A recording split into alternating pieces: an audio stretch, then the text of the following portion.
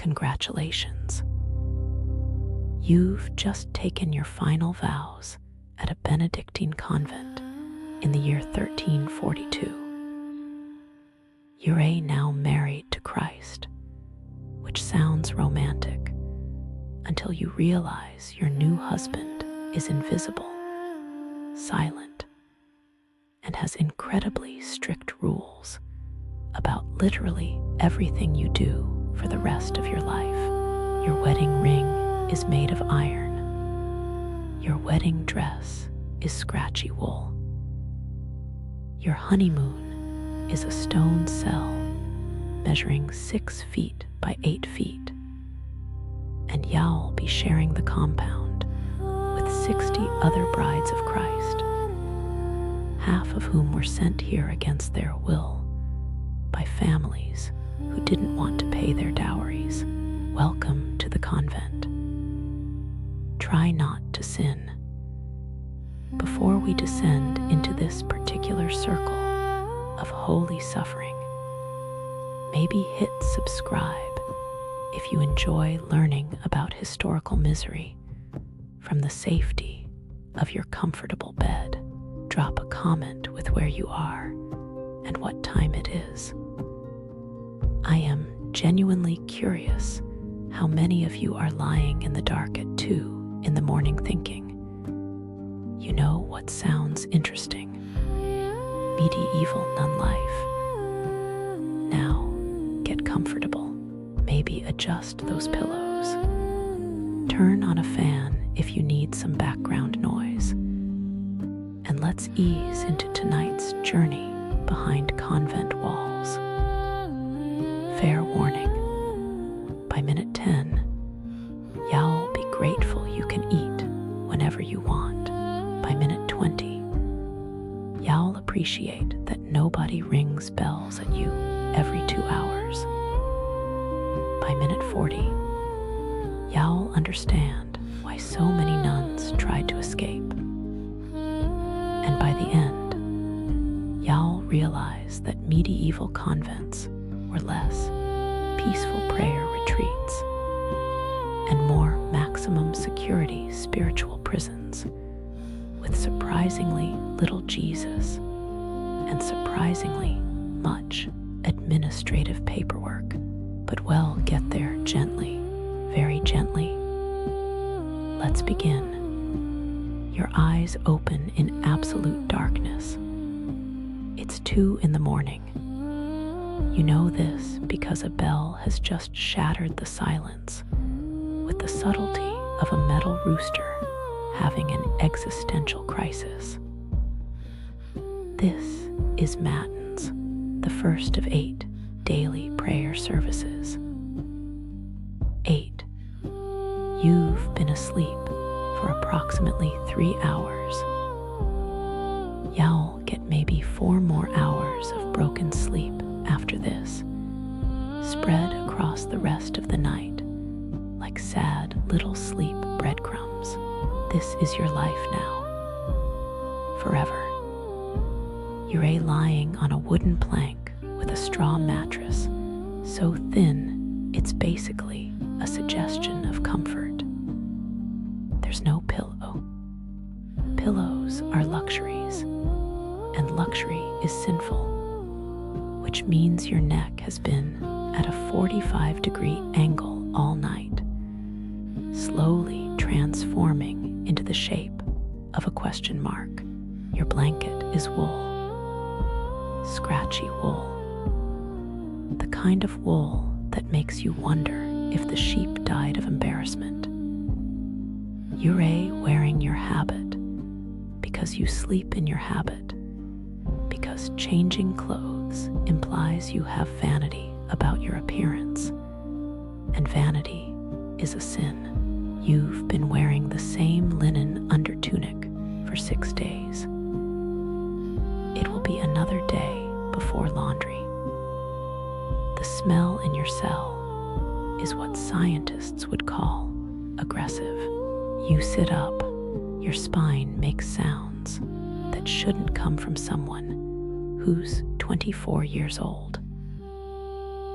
But You've been sleeping on wood for 3 years now, and your vertebrae have apparently decided to retire early and become castanets. The bell rings again. This is the warning bell. If you ray not in the chapel in 5 minutes, you'll face punishment. Punishment could be additional prayers, which sounds manageable until you remember you already pray for approximately 9 hours a day. Or it could be fasting, which is less concerning because you're basically already fasting. Medieval convent food makes prison food look like a Michelin star experience. Or it could be physical penance, which we'll discuss later. But let's just say medieval Catholicism had creative ideas about suffering bringing you closer to God. You stand, your feet hit stone floor so cold it's essentially angry ice pretending to be architecture. It's November. There's no heating except for one fire in the warming room, which you're allowed to visit for exactly 30 minutes per day. And only if you're not being punished for something, which you probably are, because the list of possible sins in a medieval convent is longer than the Bible itself. You stumble into the corridor. 60 other women are emerging from their cells like zombies in wool habits. Nobody speaks. Speaking outside of designated times is forbidden. The rule of Saint Benedict, which governs your life now, has opinions about everything. And one of those opinions is that unnecessary talking is basically a gateway drug to other sins. So you walk in silence, in darkness, your breath visible in the freezing air, toward the chapel. The chapel is somehow colder than your cell, which you didn't think was possible. But medieval architecture is full of surprises, mostly involving drafts. You file into your assigned spot. There's a hierarchy, obviously. The abbess gets the fancy seat. The prioress gets the slightly less fancy seat. You get a wooden bench that appears to have been designed by someone who hated the concept of human comfort. And then you pray for 2 hours. 2 hours in Latin, which you barely understand because you were 13 when you entered the convent, and your family wasn't wealthy enough to give you a proper education first, so you're essentially making sounds in the dark. Sounds that are supposed to reach God, but mostly just reach the back of your sinuses, because it's cold enough to freeze prayers mid-ascent. Your knees hurt. The stone floor is unforgiving in ways that feel personal. Around you, women are swaying slightly, fighting sleep.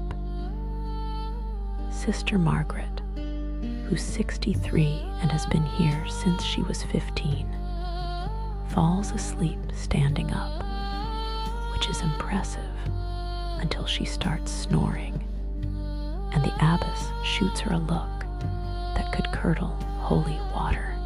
Finally, mercifully, Matins ends. You shuffle back to your cell. You have approximately 90 minutes before the next bell, which will summon you to lauds, the second of 8 daily services. You collapse onto your plank bed, Your body desperately tries to enter deep sleep. Your mind knows better. In what feels like 17 seconds, but is actually 90 minutes, the bell rings again. Welcome to day 1. You have 6 more days this week, then next week, then the week after that, then every week until you die, which, given medieval life expectancy and convent nutrition, will probably be sometime around age 45. Assuming you survive the next few pages of tonight's story, congratulations, you're a nun. After Lauds comes Prime, the third service of the morning. It's now approximately 6 in the morning. You've been awake, praying for 4 hours. You've had 0 food, 0 water, just prayers and cold, and the growing realization that your bladder has opinions about this schedule. The convent latrine is a small stone room with a wooden bench featuring strategically placed holes. Beneath those holes, a pit, a very deep pit. A pit that hasn't been emptied in living memory, and probably contains deposits from nuns who died during the reign of King Edward I. The smell is what happens when Satan opens a sushi restaurant. You hold your breath, do your business, and leave as quickly as humanly possible. There's no toilet paper. There's a communal bucket of water and some rags. The rags are not changed frequently. Let's move on. Washing is similarly straightforward. There's a trough of cold water in the lavatorium. You splash some on your face and hands. That's it. That's the entire hygiene routine. Baths are permitted 4 times per year, which sounds horrible until you remember that most medieval people bathed never. So really, you're living in luxury. The 4 baths per year rule exists because the church is genuinely concerned that bathing naked might make you aware you have a body. And being aware you have a body might lead to sinful thoughts about that body. And sinful thoughts lead to touching. And touching leads to hell. So instead of risking eternal damnation, you just smell like a compost heap having an identity crisis. God's plan. Congratulations. You've just taken your final vows at a Benedictine convent in the year 1342.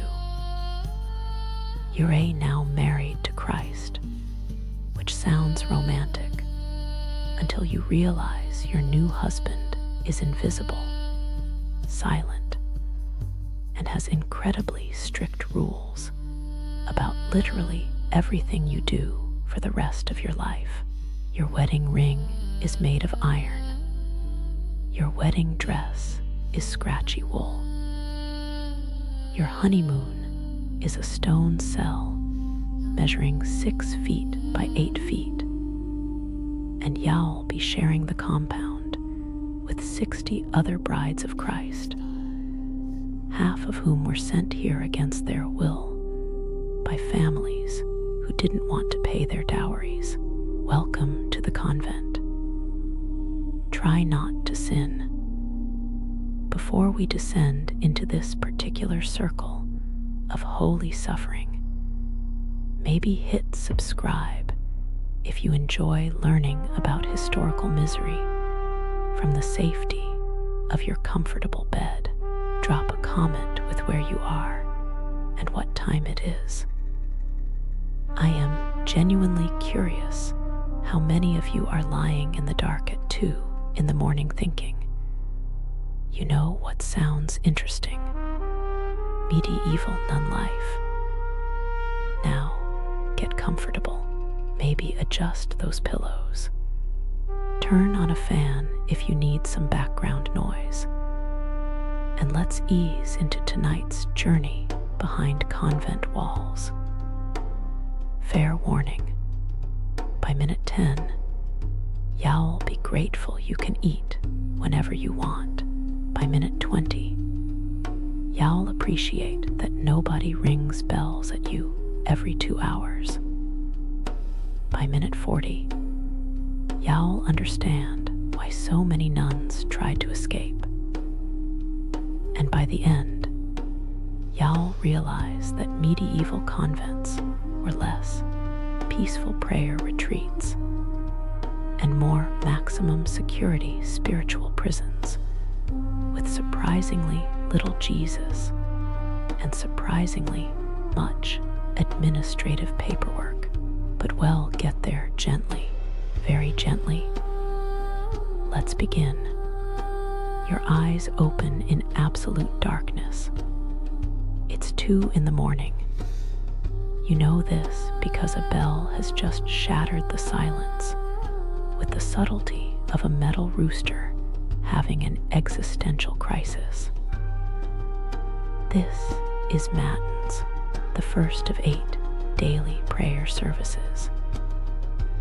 8. You've been asleep for approximately 3 hours. Y'all get maybe 4 more hours of broken sleep after this, spread across the rest of the night like sad little sleep breadcrumbs. This is your life now, forever. You're lying on a wooden plank with a straw mattress, so thin it's basically a suggestion of comfort. There's no pillow. Pillows are luxuries, and luxury is sinful, which means your neck has been at a 45-degree angle all night, slowly transforming into the shape of a question mark. Your blanket is wool, scratchy wool, the kind of wool that makes you wonder if the sheep died of embarrassment. You're wearing your habit because you sleep in your habit, because changing clothes implies you have vanity about your appearance, and vanity is a sin. You've been wearing the same linen undertunic for 6 days. It will be another day before laundry. The smell in your cell is what scientists would call aggressive. You sit up, your spine makes sounds that shouldn't come from someone who's 24 years old. But you've been sleeping on wood for 3 years now, and your vertebrae have apparently decided to retire early and become castanets. The bell rings again. This is the warning bell. If you're not in the chapel in 5 minutes, y'all face punishment. Punishment could be additional prayers, which sounds manageable until you remember you already pray for approximately 9 hours a day.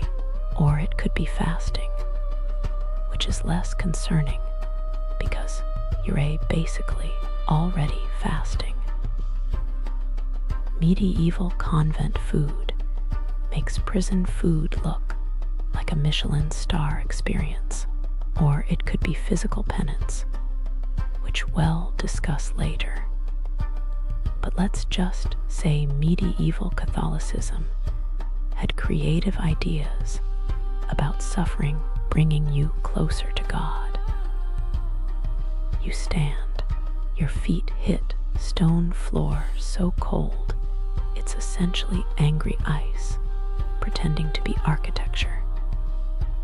It's November. There's no heating except for one fire in the warming room, which Ure allowed to visit for exactly 30 minutes per day. And only if you're not being punished for something, which you probably are, because the list of possible sins in a medieval convent is longer than the Bible itself. You stumble into the corridor. 60 other women are emerging from their cells like zombies in wool habits. Nobody speaks. Speaking outside of designated times is forbidden. The rule of Saint Benedict, which governs your life now, has opinions about everything. And one of those opinions is that unnecessary talking is basically a gateway drug to other sins. So you walk in silence, in darkness, your breath visible in the freezing air, toward the chapel. The chapel is somehow colder than your cell, which you didn't think was possible. But medieval architecture is full of surprises, mostly involving drafts. You file into your assigned spot. There's a hierarchy, obviously. The abbess gets the fancy seat. The prioress gets the slightly less fancy seat. You get a wooden bench that appears to have been designed by someone who hated the concept of human comfort. And then you pray for 2 hours. 2 hours in Latin, which you barely understand because you were 13 when you entered the convent, and your family wasn't wealthy enough to give you a proper education first, so you're essentially making sounds in the dark.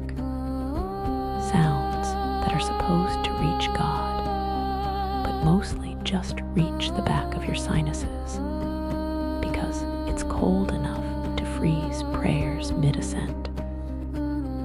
Your knees hurt. The stone floor is unforgiving in ways that feel personal. Around you, women are swaying slightly, fighting sleep. Sister Margaret, who's 63 and has been here since she was 15, falls asleep standing up, which is impressive until she starts snoring, and the abbess shoots her a look that could curdle holy water. Finally, mercifully, Matins ends. You shuffle back to your cell.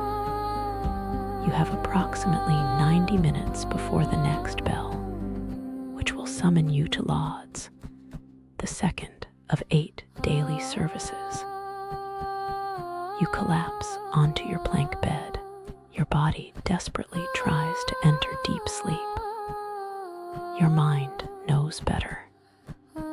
In what feels like 17 seconds, but is actually 90 minutes, the bell rings again. Welcome to day 1. You have 6 more days this week, then next week, then the week after that, then every week until you die, which, given medieval life expectancy and convent nutrition, will probably be sometime around age 45. Assuming you survive the next few pages of tonight's story, congratulations, you're a nun. After lauds comes prime, the 3rd service of the morning. It's now approximately 6 in the morning. You've been awake, praying for 4 hours. You've had 0 food, 0 water, just prayers and cold, and the growing realization that your bladder has opinions about this schedule. The convent latrine is a small stone room with a wooden bench featuring strategically placed holes. Beneath those holes, a pit, a very deep pit. A pit that hasn't been emptied in living memory, and probably contains deposits from nuns who died during the reign of King Edward I. The smell is what happens when Satan opens a sushi restaurant. You hold your breath, do your business, and leave as quickly as humanly possible. There's no toilet paper. There's a communal bucket of water and some rags. The rags are not changed frequently. Let's move on. Washing is similarly straightforward. There's a trough of cold water in the lavatorium. You splash some on your face and hands. That's it. That's the entire hygiene routine. Baths are permitted 4 times per year, which sounds horrible until you remember that most medieval people bathed never. So really, you're living in luxury. The 4 baths per year rule exists because the church is genuinely concerned that bathing naked might make you aware you have a body. And being aware you have a body might lead to sinful thoughts about that body. And sinful thoughts lead to touching. And touching leads to hell. So instead of risking eternal damnation, you just smell like a compost heap having an identity crisis. God's plan. After your refreshing splash of ice water, you head to the chapter house for the morning meeting.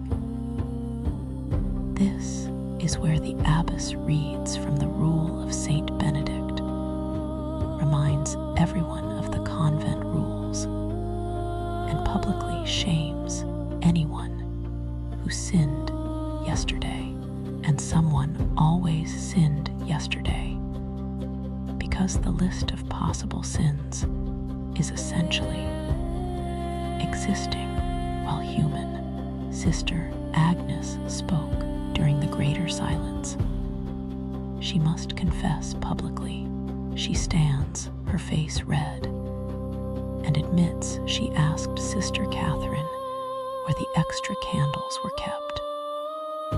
Speaking about candles during evening.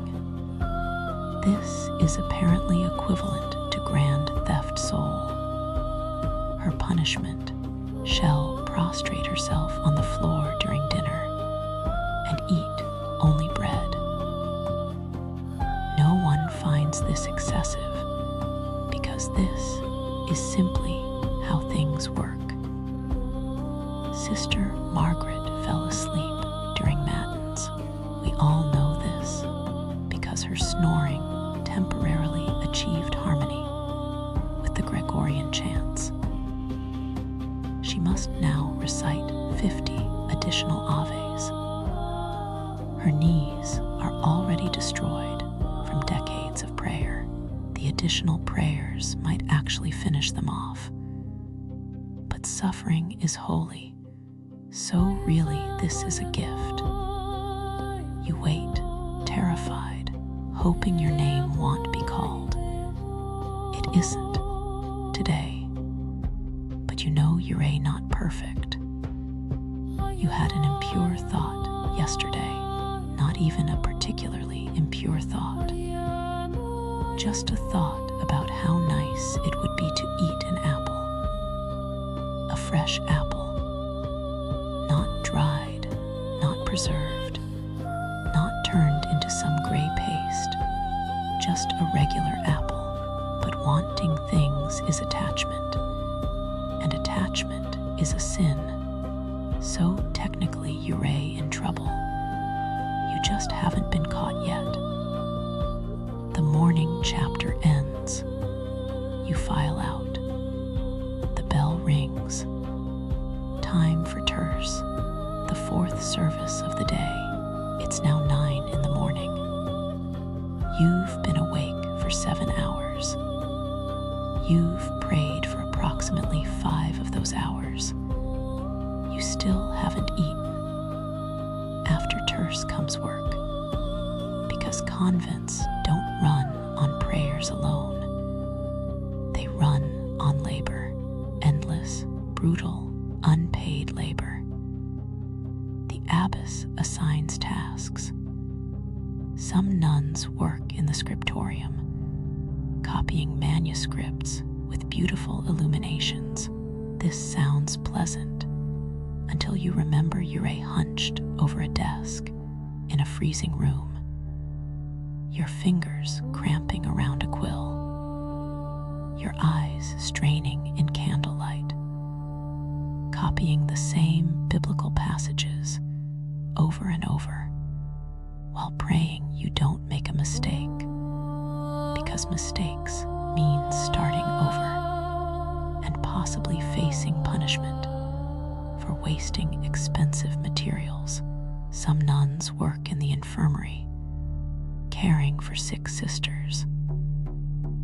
This sounds noble until you remember that medieval medicine consists of bloodletting, prayer, and hoping God intervenes before the patient's body does something catastrophic. You're basically a hospice worker, except nobody's invented painkillers yet. So mostly you just sit with dying women while they experience the full spectrum of medieval disease symptoms, which are all terrible, and most involve fluids leaving the body through unconventional exits. Some nuns work in the kitchen. This seems like the best job until you realize the kitchen is where food goes to die. You're making pottage, which is basically whatever vegetables didn't rot yet, boiled in water until they surrender. You're making bread from flour that's 70% grain and 30% optimism. You're preparing salt fish that's been preserved since last Lent and has the texture of leather and the aroma of regret. You've been assigned to the garden. Congratulations. You'll spend the next 4 hours hunched over dirt, pulling weeds, planting vegetables, and fighting a losing battle against slugs the size of small cats. Medieval gardens are where God tests your patience. Nothing grows properly. The soil is bad. The weather is worse. You plant carrots. Rabbits eat them. You plant cabbages. Something else eats them. You're essentially farming for woodland creatures while you slowly starve. Your back aches. Your hands are covered in dirt and small cuts. Your knees are embedded with small stones around you. Other nuns work in silence because speaking during work hours is forbidden, except for absolutely necessary communication. And even then, you're supposed to use hand signals. There's an entire sign language system for convent life. 1 finger up means, please pass the water. 2 fingers mean, I need help with this task. The middle finger means what it's always meant, but you're not supposed to use that one because it's sinful. Though you've definitely seen Sister Catherine flash it at Sister Agnes when the abbess wasn't looking. The bell rings. It's noon. Time for sext, the 5th service of the day. You abandon your garden tools and head to chapel. there's no time to wash them. You fold them in prayer, leaving small smudges of holy dirt on your habit. God probably doesn't mind. He's seen worse. Another hour of prayer. Your stomach is now openly rebelling. It's making sounds that echo in the chapel. Sister Agnes' stomach responds with its own growl. You're all essentially a stomach choir, providing percussion to the Gregorian chants. After sext comes dinner. Finally, food. You file into the refectory, a long hall with wooden tables and benches. Everyone sits in assigned seats. Hierarchy, always hierarchy. The abbess sits at the high table with the senior nuns.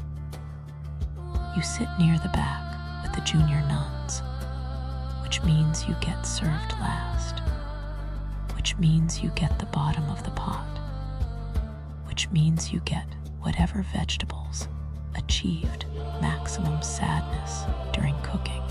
A nun stands at a lectern and begins reading from scripture. This is dinner entertainment. While you eat, you listen to passages from the Bible, read in Latin, at a pace that suggests the reader is being paid by the hour. You're not allowed to speak during meals. You're not allowed to make requests for more food. You eat what you're given. You're grateful for it. And you definitely don't make eye contact with anyone, because eye contact might lead to friendship. And friendship might lead to particular friendship, which is the medieval euphemism for lesbianism, which is absolutely forbidden, though, let's be honest. When you lock 60 women in a compound with 0 men and tell them they can never leave, nature finds a way. Your meal consists of bread, not good bread, medieval bread, bread that could be used as a weapon, bread so dense it has its own gravitational field. You tear off a piece. Your jaw immediately files a complaint with your brain. There's pottage. It's gray. It contains unidentifiable vegetables. Something might have been a turnip in a past life. Something else might have been an onion before it lost hope. The broth tastes like sadness mixed with salt. You eat it anyway because you're starving, and because leaving food uneaten is wasteful, and waste is sinful. There's a small piece of cheese, very small, the size of a dice. It's been aging since summer. It's currently winter. The cheese has developed personality, not good personality, antagonistic personality. You eat it quickly so you don't have time to process the flavor. After your refreshing splash of ice water, you head to the chapter house for the morning meeting. This is where the abbess reads from the rule of Saint Benedict, reminds everyone of the convent rules, and publicly shames anyone who sinned yesterday. And someone always sinned yesterday, because the list of possible sins is essentially existing while human. Sister Agnes spoke during the greater silence. She must confess publicly. She stands, her face red, and admits she asked Sister Catherine where the extra candles were kept. Speaking about candles during following evening. This is apparently equivalent to grand theft soul. Her punishment shall prostrate herself on the floor during dinner and eat only bread. No one finds this excessive because this is simply how things work. Sister Margaret fell asleep during Matins. We all know this because her snoring temporarily achieved harmony with the Gregorian chants. She must now recite 50 additional Aves. Her knees are already destroyed from decades of prayer. The additional prayers might actually finish them off. But suffering is holy, so really this is a gift. You wait, terrified, hoping your name won't be called. It isn't today. But you know you're not perfect. You had an impure thought yesterday, not even a particularly impure thought. Just a thought about how nice it would be to eat an apple. A fresh apple. Not dried, not preserved, not turned into some gray paste. Just a regular apple. But wanting things is attachment. And attachment is a sin. So technically you're in trouble. You just haven't been caught yet. The morning chapter ends. You file out. The bell rings. Time for terce. The fourth service of the day. It's now 9 in the morning. You've been awake for 7 hours. You've prayed for approximately 5 of those hours. You still haven't eaten. After terce comes work.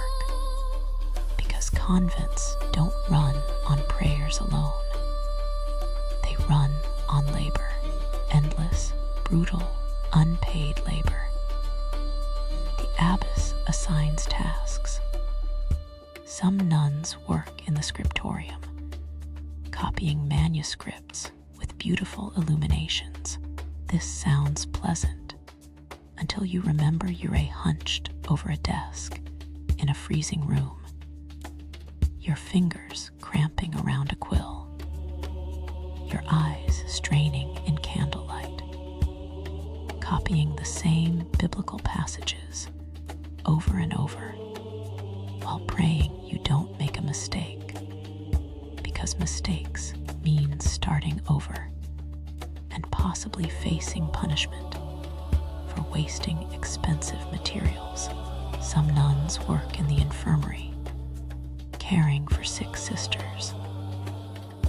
This sounds noble until you remember that medieval medicine consists of bloodletting, prayer, and hoping God intervenes before the patient's body does something catastrophic.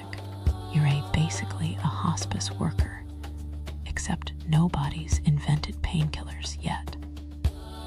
So mostly, you just sit with dying women while they experience the full spectrum of medieval disease symptoms, which are all terrible, and most involve fluids leaving the body through unconventional exits.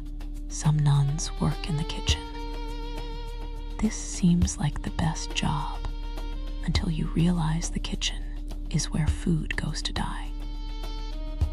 You're making pottage, which is basically whatever vegetables didn't rot yet, boiled in water until they surrender. You're making bread from flour that's 70% grain and 30% optimism. You're preparing salt fish that's been preserved since last Lent and has the texture of leather and the aroma of regret. You've been assigned to the garden. Congratulations. Yowls spend the next 4 hours hunched over dirt, pulling weeds, planting vegetables, and fighting a losing battle against slugs the size of small cats. Medieval gardens are where God tests your patience. Nothing grows properly. The soil is bad. The weather is worse. You plant carrots. Rabbits eat them. You plant cabbages. Something else eats them. You're essentially farming for woodland creatures while you slowly starve. Your back aches. Your hands are covered in dirt and small cuts. Your knees are embedded with small stones. Around you, other nuns work in silence because speaking during work hours is forbidden except for absolutely necessary communication. And even then, you're supposed to use hand signals. There's an entire sign language system for convent life. 1 finger up means, please pass the water. 2 fingers mean, I need help with this task. The middle finger means what it's always meant, but you're not supposed to use that one because it's sinful. Though you've definitely seen Sister Catherine flash it at Sister Agnes when the abbess wasn't looking. The bell rings. It's noon. Time for sext, the 5th service of the day. You abandon your garden tools and head to chapel. Your hands are filthy. There's no time to wash them. You fold them in prayer, leaving small smudges of holy dirt on your habit. God probably doesn't mind. He's seen worse. Another hour of prayer. Your stomach is now openly rebelling. It's making sounds that echo in the chapel. Sister Agnes' stomach responds with its own growl. You're all essentially a stomach choir, providing percussion to the Gregorian chants. After sext comes dinner. Finally, food. You file into the refectory, a long hall with wooden tables and benches. Everyone sits in assigned seats. Hierarchy, always hierarchy. The abbess sits at the high table with the senior nuns. You sit near the back with the junior nuns, which means you get served last, which means you get the bottom of the pot, which means you get whatever vegetables achieved maximum sadness during cooking. A nun stands at a lectern and begins reading from scripture. This is dinner entertainment. While you eat, you listen to passages from the Bible, read in Latin, at a pace that suggests the reader is being paid by the hour. You're not allowed to speak during meals. You're not allowed to make requests for more food. You eat what you're given. You're grateful for it. And you definitely don't make eye contact with anyone, because eye contact might lead to friendship. And friendship might lead to particular friendship, which is the medieval euphemism for lesbianism, which is absolutely forbidden, though, let's be honest. When you lock 60 women in a compound with 0 men and tell them they can never leave, nature finds a way. Your meal consists of bread, not good bread, medieval bread, bread that could be used as a weapon, bread so dense it has its own gravitational field. You tear off a piece. Your jaw immediately files a complaint with your brain. There's pottage. It's gray. It contains unidentifiable vegetables. Something might have been a turnip in a past life. Something else might have been an onion before it lost hope. The broth tastes like sadness mixed with salt. You eat it anyway because you're starving, and because leaving food uneaten is wasteful, and waste is sinful. There's a small piece of cheese, very small, the size of a dice. It's been aging since summer. It's currently winter. The cheese has developed personality. Not good personality. Antagonistic personality. You eat it quickly, so you don't have time to process the flavor. And that's it. That's dinner. You're still hungry. Y'all remain hungry. Medieval convents operate on the principle that hunger keeps you focused on spiritual matters, because when you're well fed and comfortable, you might start thinking about worldly things, and worldly things lead to sin. So instead, you're perpetually operating on a caloric deficit that would make modern nutritionists weep. But at least you're holy. The meal ends. You file out. The bell rings. Time for none. The 6th service of the day. Back to chapel. More prayers. Your stomach, betrayed by the inadequate dinner, continues its protest. You ignore it. You've become very good at ignoring your body. That's actually the entire point of convent life. Learning to pretend you don't have a body because bodies are sinful and inconvenient, and constantly wanting things like food, warmth, and basic human dignity. After none comes more work. You return to the garden. The slugs have multiplied. You're certain they're mocking you. You pull weeds until your hands cramp. The afternoon stretches on. It's cold. It's always cold. Your habit provides approximately 0 insulation. You're essentially wearing a potato sack that's been blessed by a priest. The blessing doesn't help with warmth. The sun begins to set. You've been awake for approximately 15 hours. You've prayed for about 7 of those hours. You've worked for 6 hours. You've eaten 1 small meal. Your body is running on fumes and religious fervor. Mostly fumes. The bell rings. Vespers. The 7th service of the day.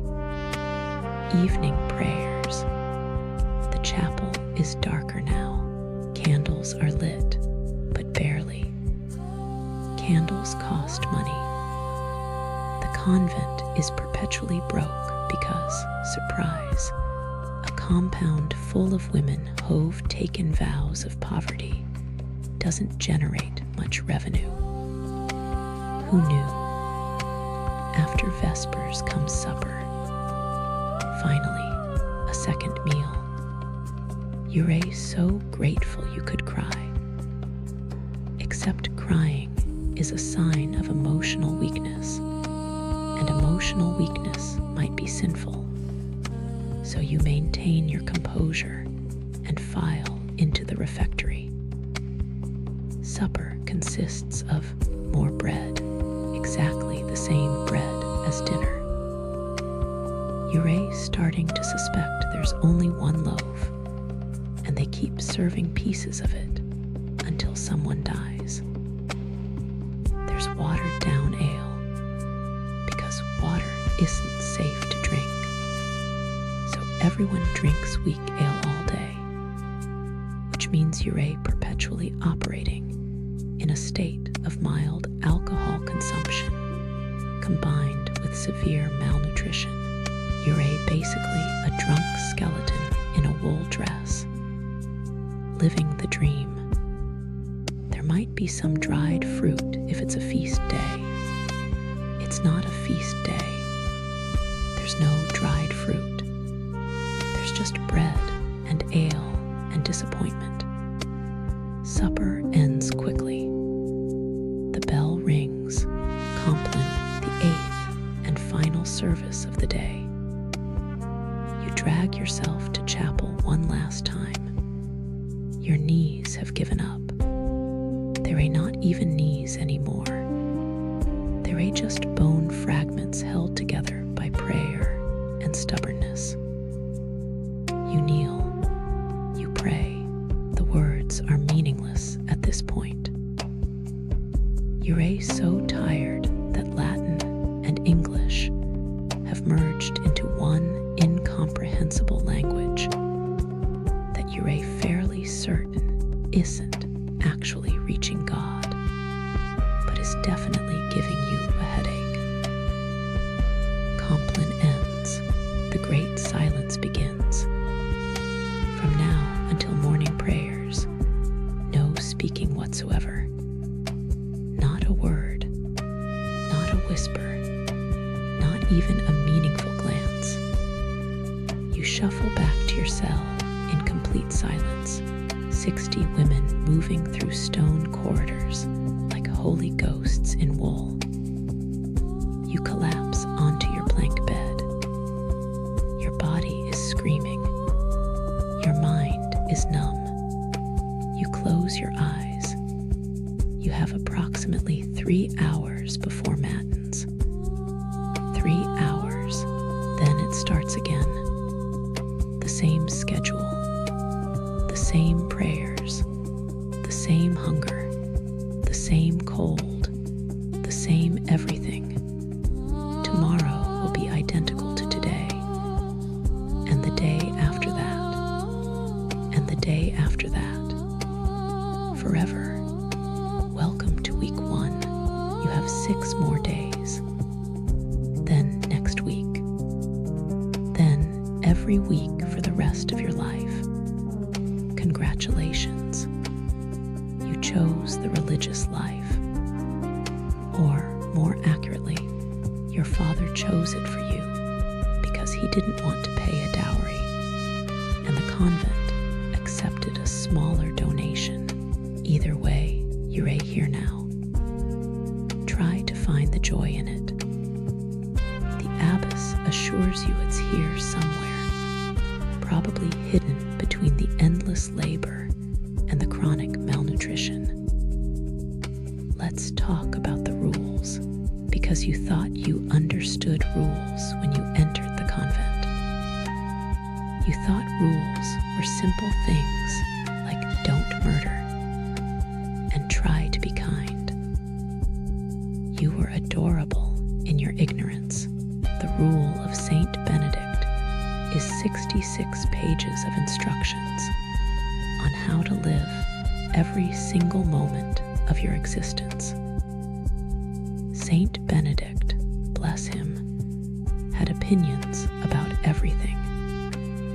How you sleep, how you eat, how you pray, how you walk, how you sit, how you think. He wrote this rule in the 6th century, and somehow, 700 years later, everyone's still following it like it's a legally binding contract with God, which, technically, it is. Let's start with the vow of obedience. You must obey the Abbess in all things. All things, even if she's wrong. Especially if she's wrong, because questioning authority is pride, and pride is the first sin, the original sin, the sin that got Lucifer kicked out of heaven. So when the Abbess tells you to scrub floors that are already clean, you scrub them. When she tells you to copy a manuscript you've already copied 3 times, you copy it again.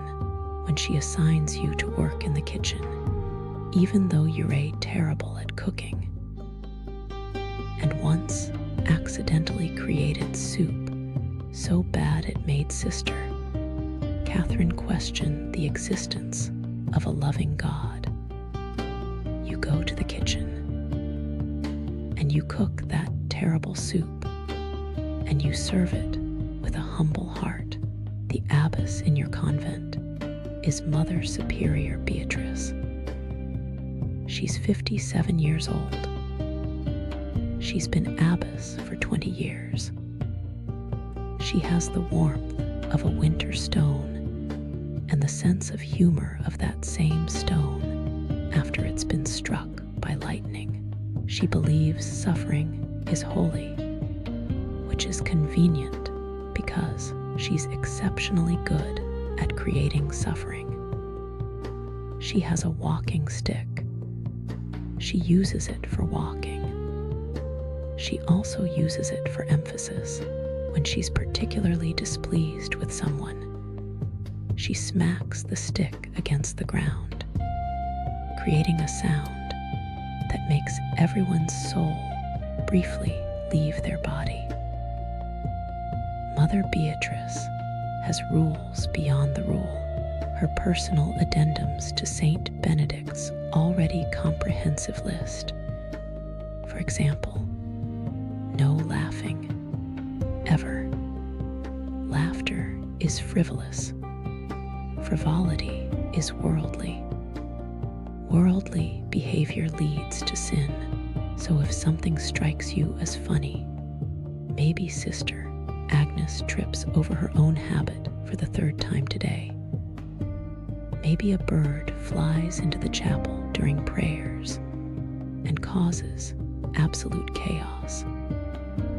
Maybe life itself is so absurd that you can't help but find dark humor in your circumstances. You must suppress that laugh, push it down, swallow it.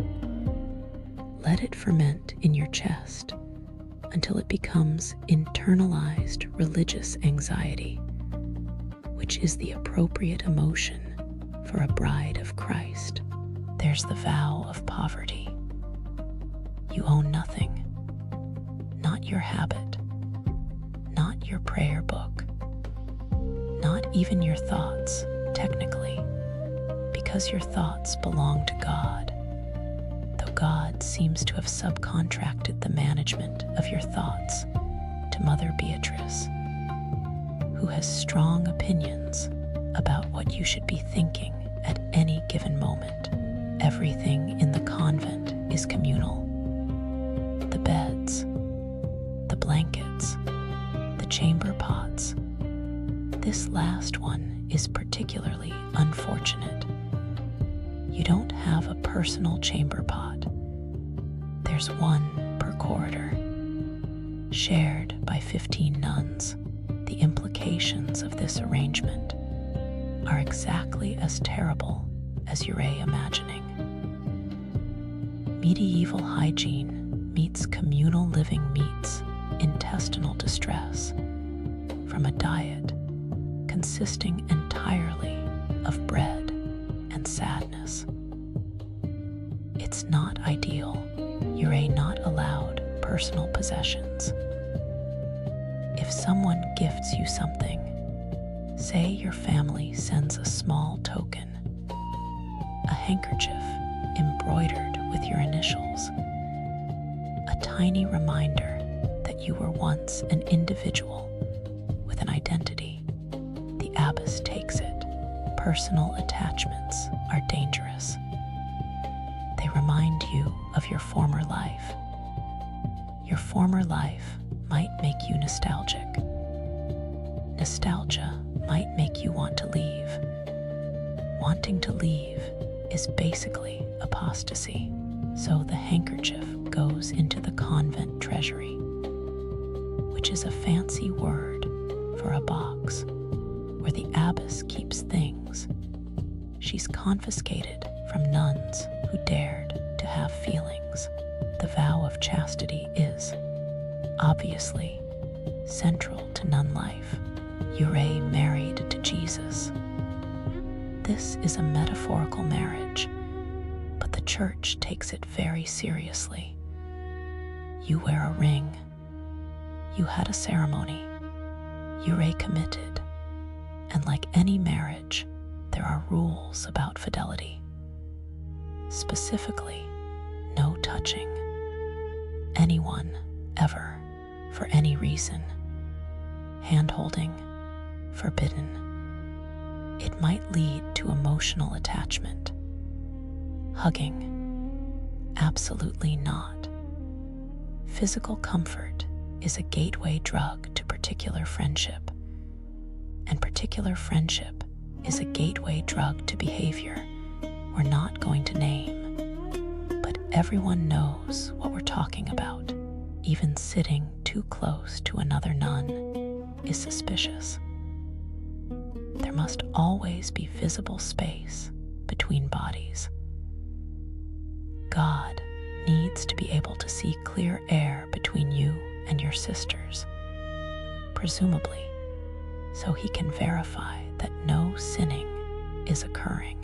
This creates a bizarre atmosphere where you're living in close quarters with 60 women, seeing them every day, sharing every aspect of life.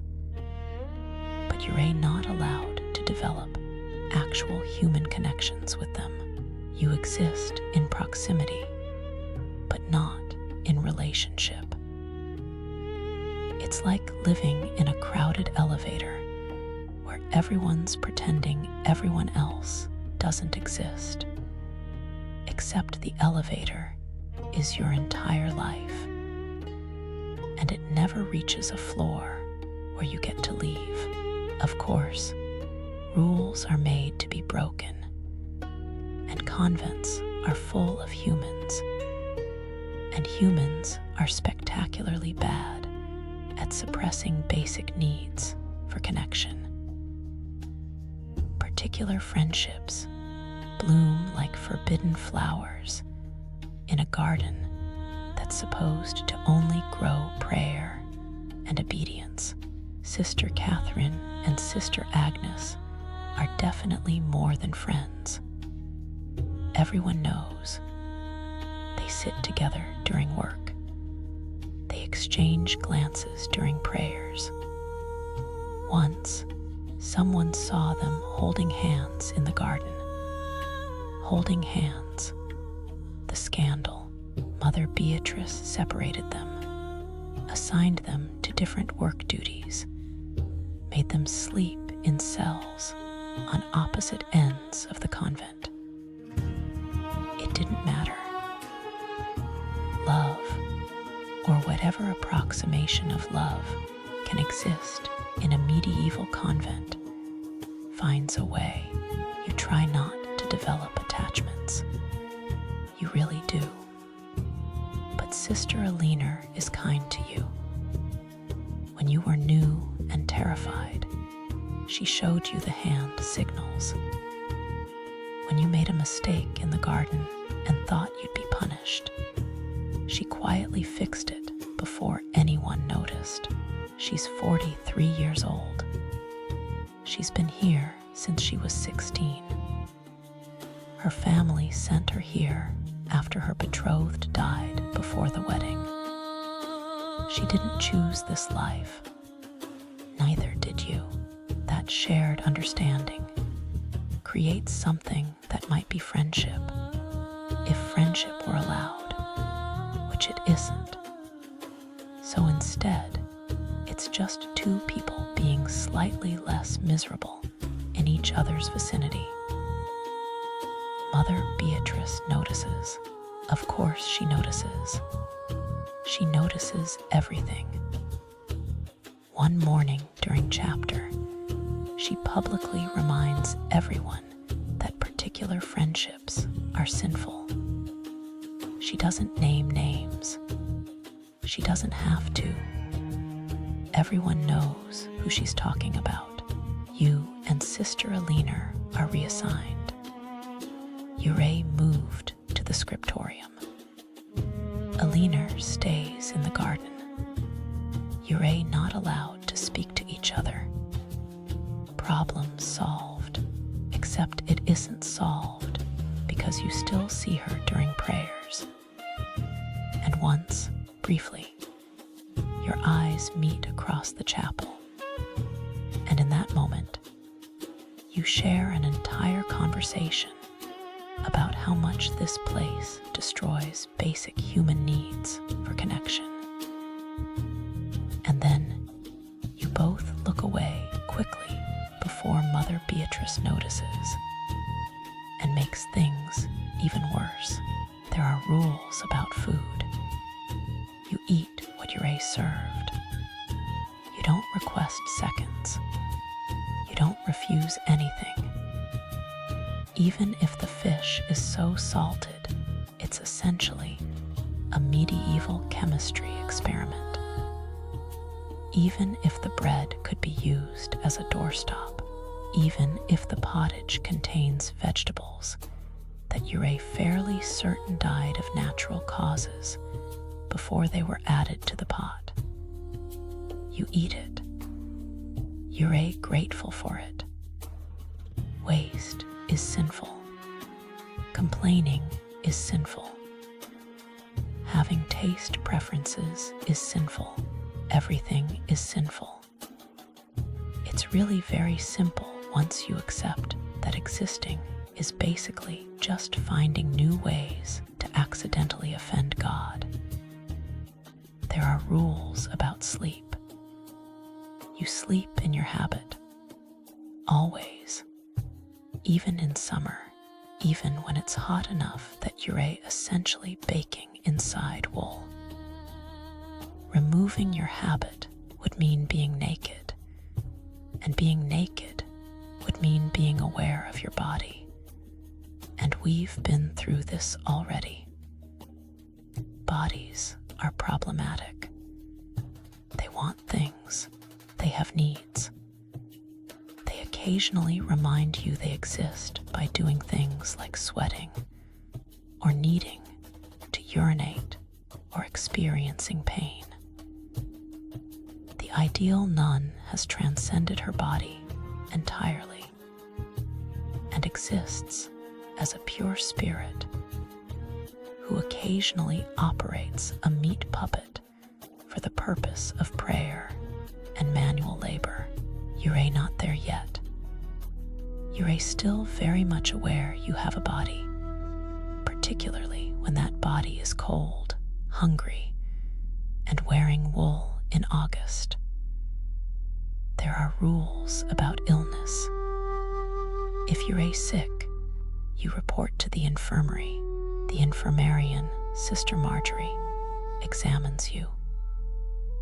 Her medical training consists of prayers she memorized and some vague understanding that blood is probably important. If you have a fever, she might bleed you. If you have a cough, she might bleed you. If you have a headache, she definitely bleeds you. Medieval medicine operates on the principle that most problems can be solved by removing blood until either the problem goes away or you do. If you're too sick to work, you're allowed to rest. This sounds compassionate until you realize that resting means lying in your cell, alone in the dark, with no books, no conversation, and nothing to do except contemplate your mortality and hope that God has a plan that doesn't involve you dying from whatever's currently attacking your medieval immune system. Also, you still have to attend prayers. all 8 services daily, unless you're actually dying, in which case you get to skip prayers, but only because you're receiving last rites and preparing to meet Jesus in person, which is really just a different kind of mandatory spiritual obligation. There are rules about visitors. Your family can visit once per year for 1 hour in the presence of the Abbess through a grill, a literal metal grill set into a wall that separates you from the outside world. You haven't touched your mother in 3 years. You won't touch her today either. You'll see her face through metal bars, like you're in prison, which, let's be honest, you basically are, except instead of committing a crime, you committed the sin of being born female in a time when women's options were marry whoever your father chooses, enter a convent, or die young, and hopefully in a romantic way that people will write songs about. Your mother asks how you are. You say you're well. You're lying. You're miserable. But you can't say that because Mother Beatrice is listening, and admitting misery would suggest you're not properly grateful for this holy opportunity to serve Christ. Your mother tells you about your siblings. Your sister got married. Your brother inherited the family property. Life continued without you, which shouldn't hurt, but does, because you're not supposed to care about worldly things, but you're still human, and humans care about being forgotten. The hour ends. Your mother leaves. You return to your cell. You lie on your plank bed. You don't cry. Crying is emotional indulgence. You pray instead. You pray for strength. You pray for acceptance. You pray for the ability to forget that you ever had a life before this one. The prayers don't help, but you keep praying anyway, because what else is there to do? There are rules about penance. When you sin, and you will sin, because humans sin, it's the whole reason Jesus died. Apparently, we're all just terrible at existing. You must confess. The convent has a priest who visits weekly, Father Thomas. He's 67 years old. He smells like communion wine and regret. He sits in a confessional. You kneel on the other side of a screen. You confess your sins, except your sins are things like, I felt hungry during prayers, or I thought about my family during work, or I wondered what it would be like to leave. You confess these thoughts. Father Thomas assigns penance, 20 Hail Marys, prostration during the next meal, extra hours of manual labor. The punishments are designed to remind you that your thoughts are not your own. Your body is not your own. Your life is not your own. Everything belongs to God. You're just borrowing this flesh prison for a few decades until you die and hopefully go to heaven, assuming you've prayed enough and suffered enough and successfully suppressed enough human needs. Some sins require physical penance.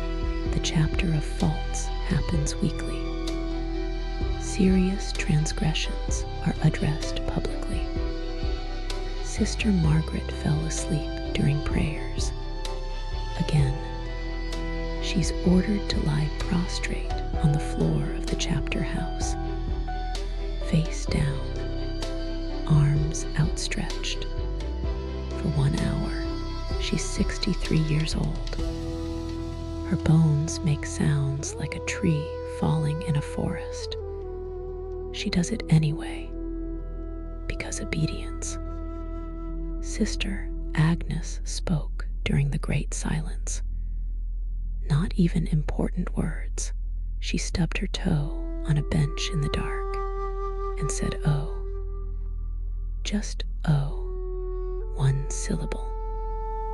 She's ordered to stand in the chapel doorway during the next meal, holding her arms outstretched in the shape of a cross.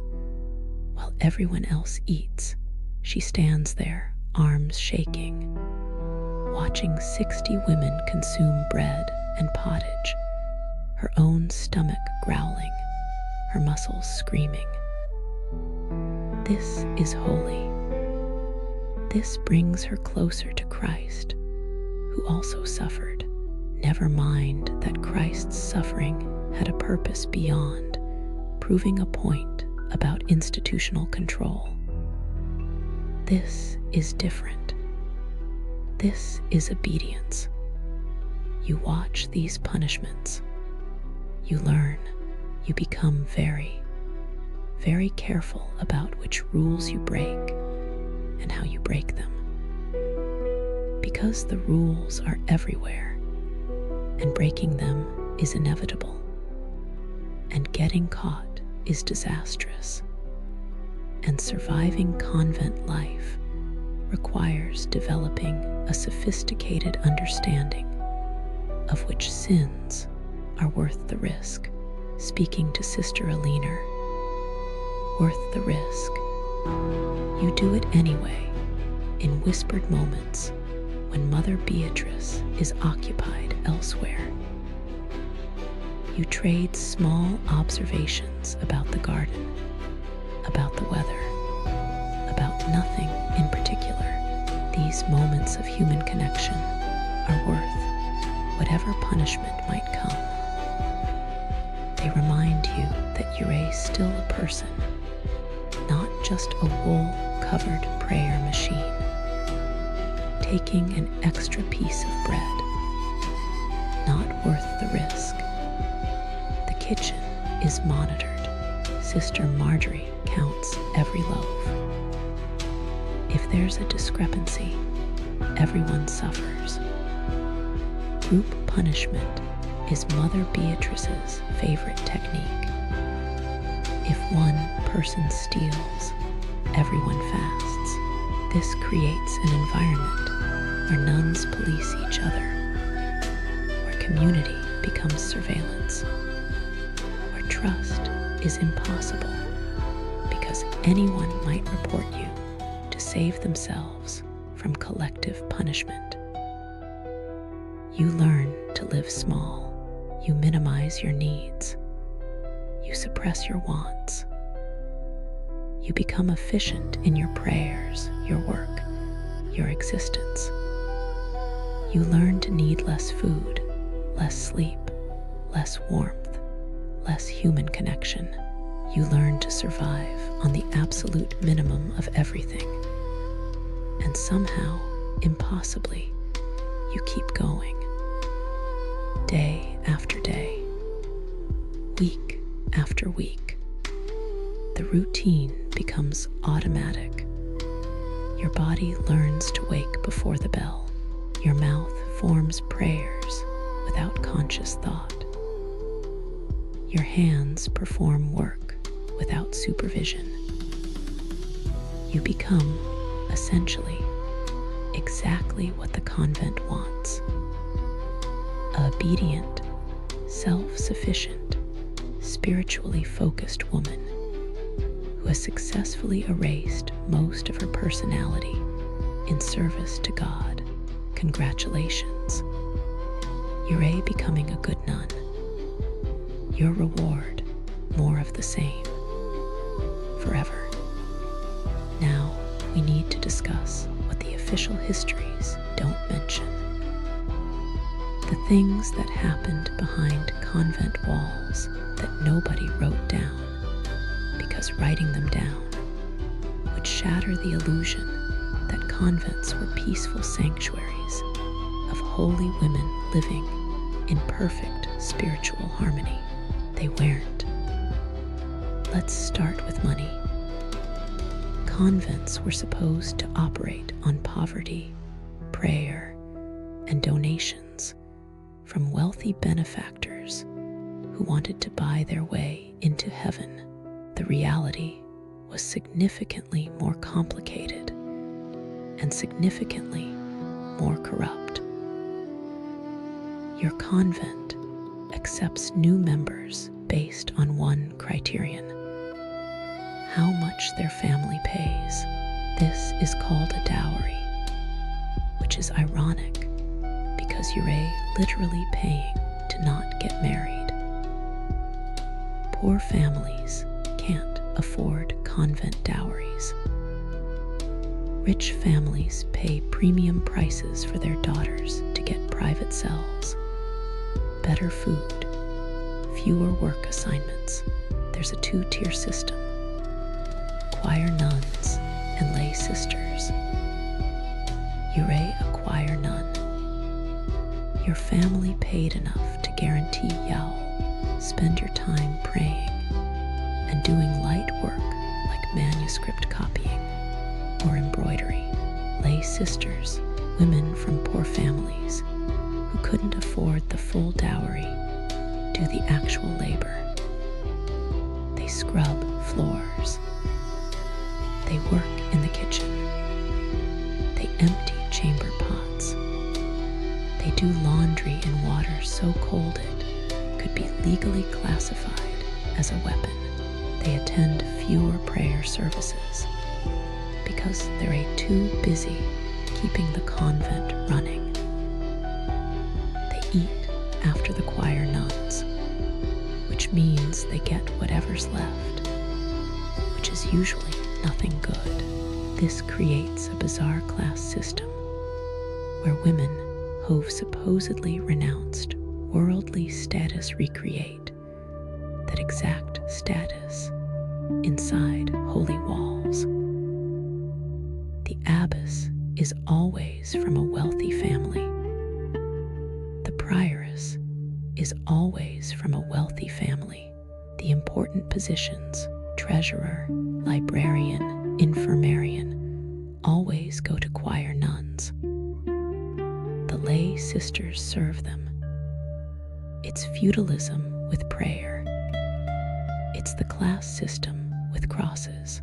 It's every social inequality you thought you'd escaped by entering religious life. Except now, it's blessed by the Pope. Mother Beatrice came from nobility. Her family owns 3 estates. She's related to a bishop. Before she took her vows, she lived in a castle. She had servants. She wore silk. She ate meat daily.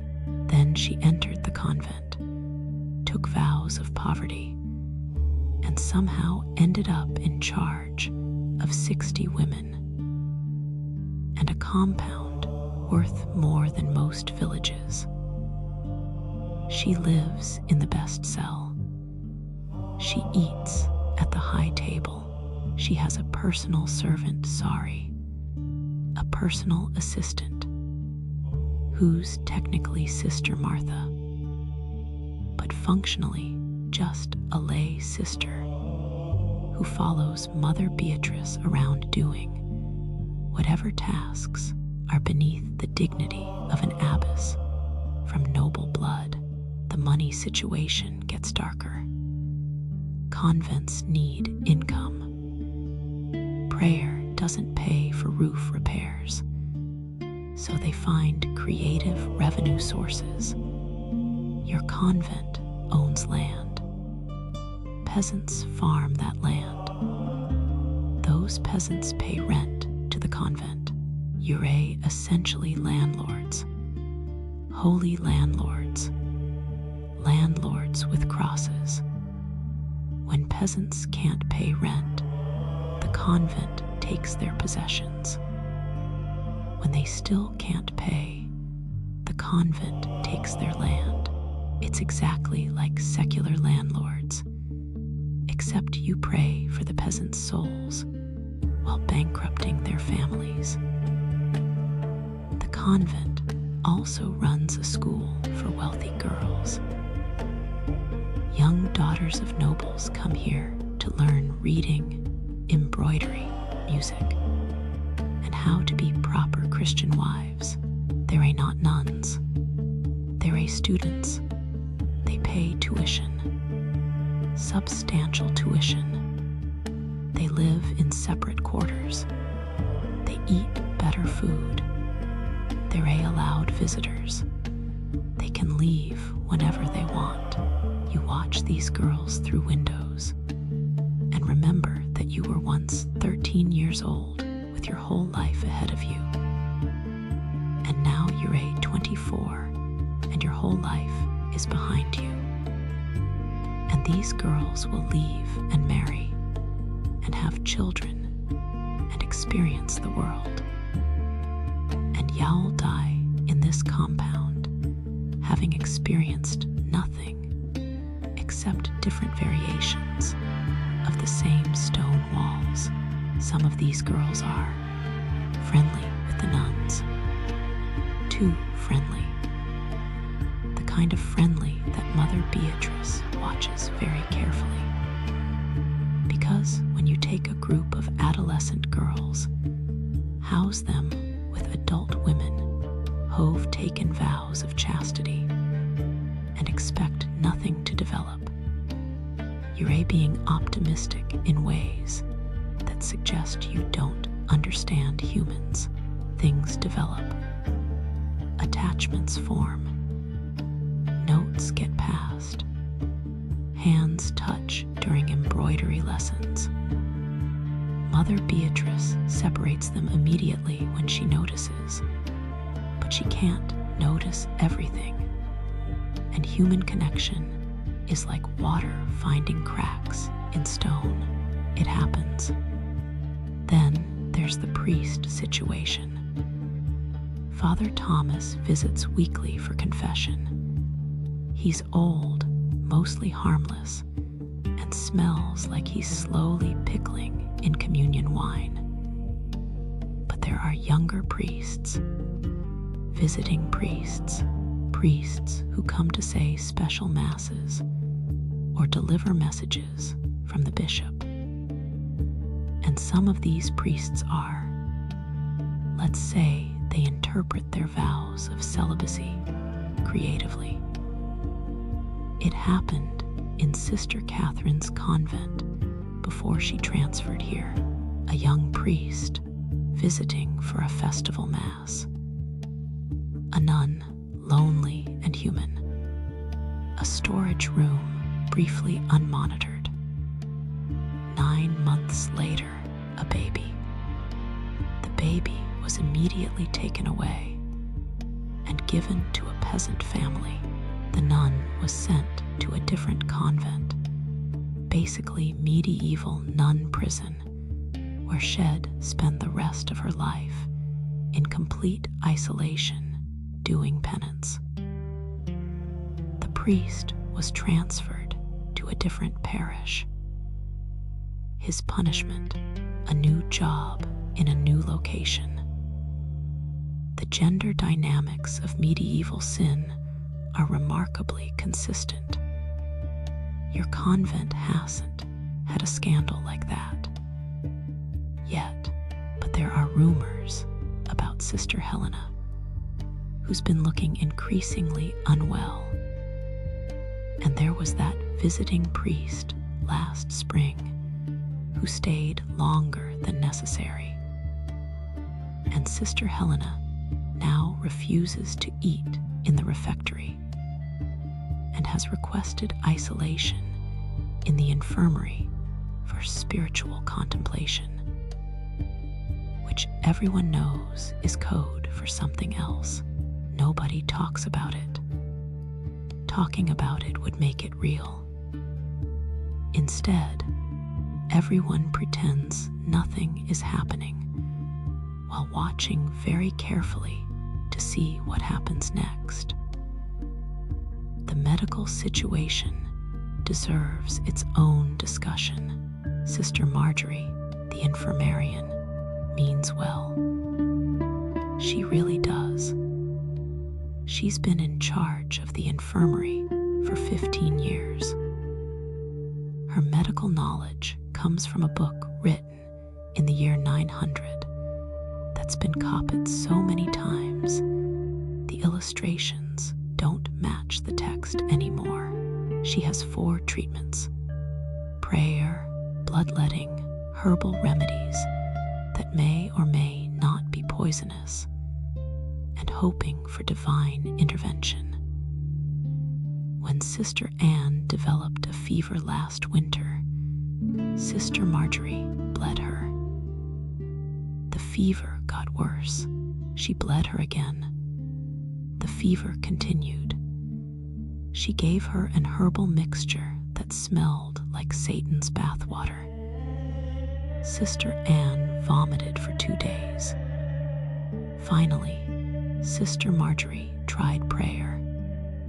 Intensive prayer. She organized a prayer vigil, 20 nuns praying in shifts around Sister Anne's bed for 48 hours straight. Sister Anne recovered. Sister Marjorie declared it a miracle. Medical historians would probably suggest Sister Anne's body recovered despite the treatment. Not because of it, but medical historians aren't here. And Sister Marjorie is. And she's now convinced that her combination of bloodletting and prayer is effective medicine. The herbal garden contains plants that are definitely helpful: chamomile for sleep, willow bark for pain, mint for digestion. It also contains plants that are definitely toxic: foxglove, nightshade, hemlock. Sister Marjorie knows which is which. Mostly. There was an incident with Sister Judith last year. She had a headache. Sister Marjorie gave her an herbal tea. Sister Judith spent the next 6 hours experiencing what medieval medicine would call troubling visions, and what modern medicine would call accidentally ingesting a hallucinogenic plant compound. Sister Judith saw angels, multiple angels, having conversations with each other about her sins. She confessed to things she hadn't done. She confessed to thoughts she hadn't thought. When the effects wore off, she had no memory of any of it, which was probably for the best because her confessions had included some remarkably creative interpretations of what sins were possible in a convent. Sister Marjorie adjusted her herbal measurements after that. Mostly. The infirmary also serves another purpose. It's where old nuns go to die. And there are always nuns dying because medieval medicine is terrible. Medieval nutrition is worse. And spending 60 years sleeping on wooden planks in unheated stone buildings does catastrophic things to the human body. Sister Margaret is dying. Everyone knows it. She's 63. She's been here since she was 15. 48 years of this life. Her lungs sound like someone trying to breathe through wet gravel. Her hands shake constantly. Her spine has curved so severely she can't stand upright anymore. She spends her days in the infirmary, sitting in a chair by a small window, watching the garden where she used to work, waiting for death. You visit her sometimes. You're not supposed to. Visiting the infirmary when you're not sick is discouraged because it wastes time that could be spent praying, but you do anyway. Sister Margaret was kind to you when you first arrived. She taught you the hand signals. She showed you how to kneel in a way that destroyed your knees slightly less quickly. You owe her something, even if that something is just sitting with her while she dies. She tells you stories about the convent in earlier years, stories about nuns who broke rules in spectacular ways. Sister Beatrice, not the current abbess, a different Sister Beatrice who lived 30 years ago, who tried to escape by hiding in a cart of vegetables being delivered to market. She made it almost 3 miles before the cart driver noticed his turnips were breathing. She was brought back. She spent 2 years in isolation as punishment. When she finally rejoined the community, she was different, quieter, broken. Sister Margaret tells you about the food riots of 1310. The convent was low on funds. The abbess cut rations. The nuns were already starving. She cut them more. The lay sisters revolted. They refused to work. They blocked the kitchen. They demanded bread. The abbess called in the local lord's soldiers, armed men in a convent.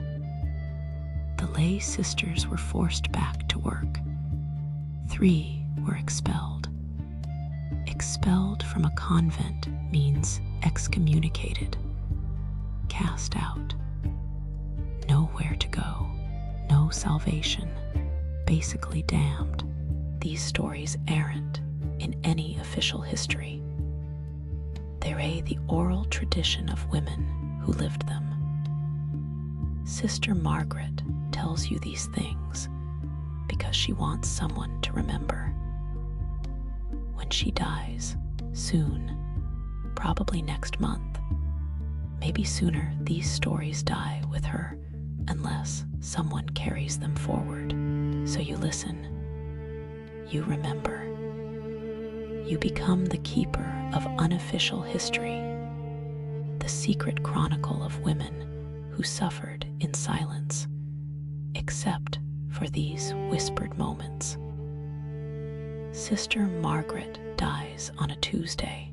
She dies during sext, which is unfortunate timing because everyone's in chapel, and she dies alone. When the prayers end, someone goes to check on her. She's gone. Peaceful, at least, her face calm, her suffering over. The funeral is simple, no elaborate ceremony, no extended mourning period. The abbess reads a brief prayer. Sister Margaret's body is wrapped in cloth, not even a coffin. Cloth costs less, and buried in the convent cemetery. A small wooden cross marks the spot. Her name isn't on it. Names are worldly attachment. In death, she's just another nun who served God and is now presumably with him. Assuming she prayed enough and suffered enough and earned her salvation. That night, you lie in your cell and think about Sister Margaret. 48 years. 48 years in this place. She entered at 15. She died at 63. That's 48 years of the same routine, the same prayers, the same cold, the same hunger. 48 years of bells and stone and wool. Ure 24. If you live as long as Sister Margaret, you have 39 years left. 39 more years of this. The thought sits in your chest like a stone. You start noticing the other old nuns differently. Sister Agnes is 57. Sister Catherine is 60. Sister Eleanor is 43. They're all going to die here. You're all going to die here. There's no retirement plan for nuns, no peaceful old age somewhere comfortable. You stay until you die. You die where you stayed. The convent is your first home and your last home and your only home. Forever. Some women handle this realization better than others. Sister Catherine has achieved genuine peace. She seems actually content. She prays with real devotion. She works with real purpose. She's either achieved legitimate spiritual enlightenment, or she's successfully convinced herself she has. And functionally, there's no difference. She'll die here peacefully. Good for her. Sister Agnes has not achieved peace. Sister Agnes is angry. She's been angry for 40 years. She's angry at her family for sending her here. She's angry at the church for making this her only option. She's angry at God for creating a world where women's choices are marriage, or monastery, or misery. She does her work. She attends her prayers. She follows the rules. But the anger never leaves. You can see it in her eyes during services, during meals, during every moment of every day. She's been angry for 40 years, and shall be angry for however many years she has left, and then shall die angry, and probably go to her grave still furious about the fundamental injustice of being born female in 1342. You understand Sister Agnes more than you'd like to admit. The escape attempts don't happen often, but they happen. Sister Beatrice and her vegetable cart. Sister Joan, who tried to climb over the wall in the dark and broke her leg in the fall. Sister Mary, who convinced a visiting merchant to hide her in his wagon. She made it almost to the next town before someone recognized her habit. She was brought back. The punishment was severe. Isolation, fasting, physical penance, but the worst part was the public shaming. The entire convent was gathered. Mother Beatrice made Sister Mary stand in front of everyone and explain why Shed tried to leave. Sister Mary said she couldn't bear it anymore. The cold, the hunger, the loneliness, the endless, crushing sameness of every single day. Mother Beatrice asked if she thought she was special, if she thought her suffering was unique, if she thought the rest of them weren't also cold, hungry, and lonely. Sister Mary had no answer. There was no answer. Everyone was suffering. was the point. Suffering was holy. Escape was cowardice. Sister Mary was transferred to a stricter convent, a punishment convent, a convent where the rules are even more severe, and the routine even more brutal, and the isolation even more complete, which you didn't know was possible. But apparently the church has a hierarchy of suffering, and you can always go deeper.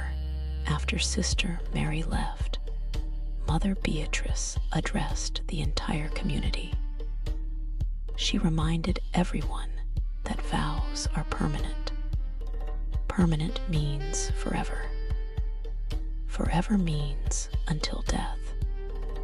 You took vows. You can't untake them. Trying to leave isn't just breaking a promise. It's breaking a promise to God. It's apostasy. It's damnation. So yes, life is hard. Yes, you raise suffering. But suffering is temporary. Hell is eternal. Choose wisely. The message was clear. Don't try to leave. You won't make it. If you do make it, you'll be caught. If you're caught, the punishment will be worse than whatever you're trying to escape. Stay, suffer, pray, die here. Those are your options. That night, lying in your cell, you understand that you'll never leave. Not alive anyway. This is your life now. These walls, this routine, these women, this suffering, until your body gives out, or your mind breaks, or you simply stop waking up one morning during Matins. The thought should be devastating. Somehow, it's almost peaceful. When you accept that there's no escape, you stop looking for exits. You stop calculating possibilities. You stop hoping. Hopelessness sounds negative, but in the convent, it's actually liberating. Hope is painful. Hope means constantly measuring your reality against alternatives that don't exist. Hopelessness means accepting what is. This is your life. This is all there is. There's a strange freedom in surrender. You close your eyes. The bell will ring in 3 hours, then Matins, then lauds, then prime, then work, then prayers, then food, then more prayers, then sleep. Then it starts again. Forever. Congratulations. You've achieved acceptance. Your reward, the exact same life, but now without the emotional burden of wishing it were different. Progress. Let's discuss what happens when you give one woman absolute power over 60 others with no oversight, no accountability, and a religious mandate that frames all her decisions as divinely inspired. Mother Beatrice has been abbess for 20 years. She was elected by the choir nuns, which sounds democratic until you remember that only choir nuns vote. Lay sisters don't. And the voting happened in a room with the local bishop present. And the bishop suggested that Mother Beatrice would be an excellent choice. And suggestion from a bishop is basically an order disguised as advice. For 20 years, Mother Beatrice has controlled every aspect of convent life. She assigns work. She distributes food. She grants permissions. She assigns punishments. She controls access to the outside world. She reads all incoming mail. She monitors all conversations. She decides which nuns can visit the sick, receive visitors, attend special masses outside the convent. Every tiny freedom requires her permission. She is, functionally, a monarch, a wool-clad tyrant with a walking stick and direct access to God's supposed will. And like most monarchs with unchecked power, she's become corrupt. Not obviously corrupt. Not in ways that would attract attention from the bishop, but quietly, systematically corrupt in ways that make her life more comfortable and everyone else's life more miserable. The food distribution, for example. The convent receives donations. Wealthy families send bread, cheese, meat, wine, trying to buy salvation or atone for sins, or simply because donating to convents is what rich people do. This food is supposed to be distributed equally among all residents. It isn't. The choir nuns eat better than the lay sisters, obviously. But even among choir nuns, there's a hierarchy. Mother Beatrice and her favorites, the prioress, the treasurer, the senior nuns from wealthy families, eat substantially better. They get the fresh bread, the cheese without mold, the ale that doesn't taste like despair, the occasional piece of meat that donors send.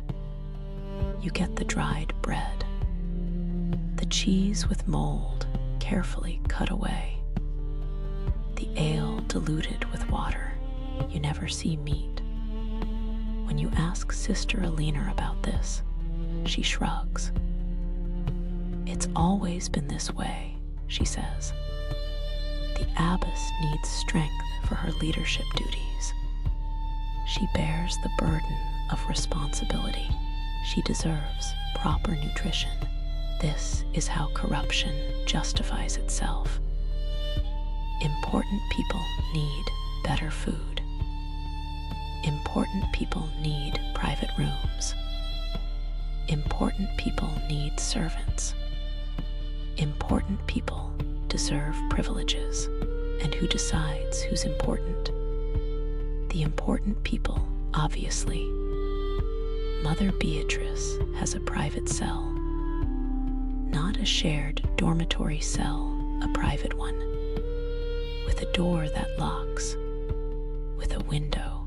With a real bed, a wooden frame with a slightly less horrible mattress, with a desk, with candles, plural candles. The rest of you share cells and sleep on planks and pray by moonlight to save candle expenses. But Mother Beatrice has enough candles that she can read at night, can write letters, can exist with light after dark, like some kind of medieval queen. She also has exemptions from rules. She doesn't attend all 8 daily services. She's too busy, apparently. Too busy doing what? Managing the convent, she says. Managing the finances. Corresponding with the bishop. Overseeing the lands, important administrative work. That's far too complex for anyone to question. Except Sister Alina worked as the treasurer for 3 years before Mother Beatrice replaced her with Sister Anne. who's much younger and much less likely to question irregularities, and Sister Alina has opinions about the finances. Opinions she shares quietly, carefully, only with people she trusts absolutely. The convent owns land, farms. The farmers pay rent. The rent goes into convent coffers. Supposedly, Sister Alina kept careful records during her time as treasurer. She recorded every payment, every expense, every donation. At the end of each year, she presented accounts to Mother Beatrice. The accounts balanced. Barely. The convent was always on the edge of poverty. But that made sense. Convents are expensive. Maintenance, food, supplies, everything costs money. But then Sister Alina noticed something. The amounts the farmers said they paid didn't match the amounts recorded in the ledger. The farmers insisted they'd paid full rent. The ledger showed partial payments. Someone was taking the difference. Someone was pocketing money that should be feeding 60 women who'd taken vows of poverty. Sister Alina mentioned this to Mother Beatrice, very carefully, very respectfully. Perhaps there was an accounting error. Perhaps the farmers were confused about their payments. Mother Beatrice smiled, a cold smile. She thanked Sister Alina for her diligence. She said, "Shed, investigate." 2 days later, Sister Alina was removed as treasurer. Sister Anne replaced her. The matter was never mentioned again. Sister Alina tried to tell other nuns. Most didn't want to hear it. Accusing the Abbess of theft was dangerous. Accusing the Abbess of anything was dangerous. The Abbess controlled food, work assignments, punishments, everything. You don't challenge someone who has that much power unless you're prepared for consequences. Sister Catherine listened. Shed suspected something was wrong for years. The convent was supposed to be poor. Yet Mother Beatrice always had new prayer books, expensive candles, fine wool for her habit. Where did that money come from? Not from legitimate convent funds, apparently. Together, quietly, they tried to gather evidence. They couldn't access the ledgers. Only the treasurer could do that. And Sister Anne was completely loyal to Mother Beatrice. But they could talk to farmers. They could compare what farmers paid versus what the convent supposedly received. The discrepancy was substantial.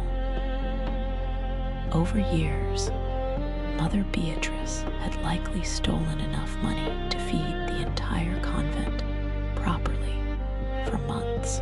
What could they do with this information? Report it to the bishop. The bishop who suggested Mother Beatrice's election. The bishop who visits quarterly and is always hosted by Mother Beatrice in her private chambers with fine food and excellent wine. That bishop, the church protects its own, always has, always will, unless the scandal becomes so massive that ignoring it is worse than addressing it. The The church prefers to quietly shuffle problems away. Mother Beatrice knew this.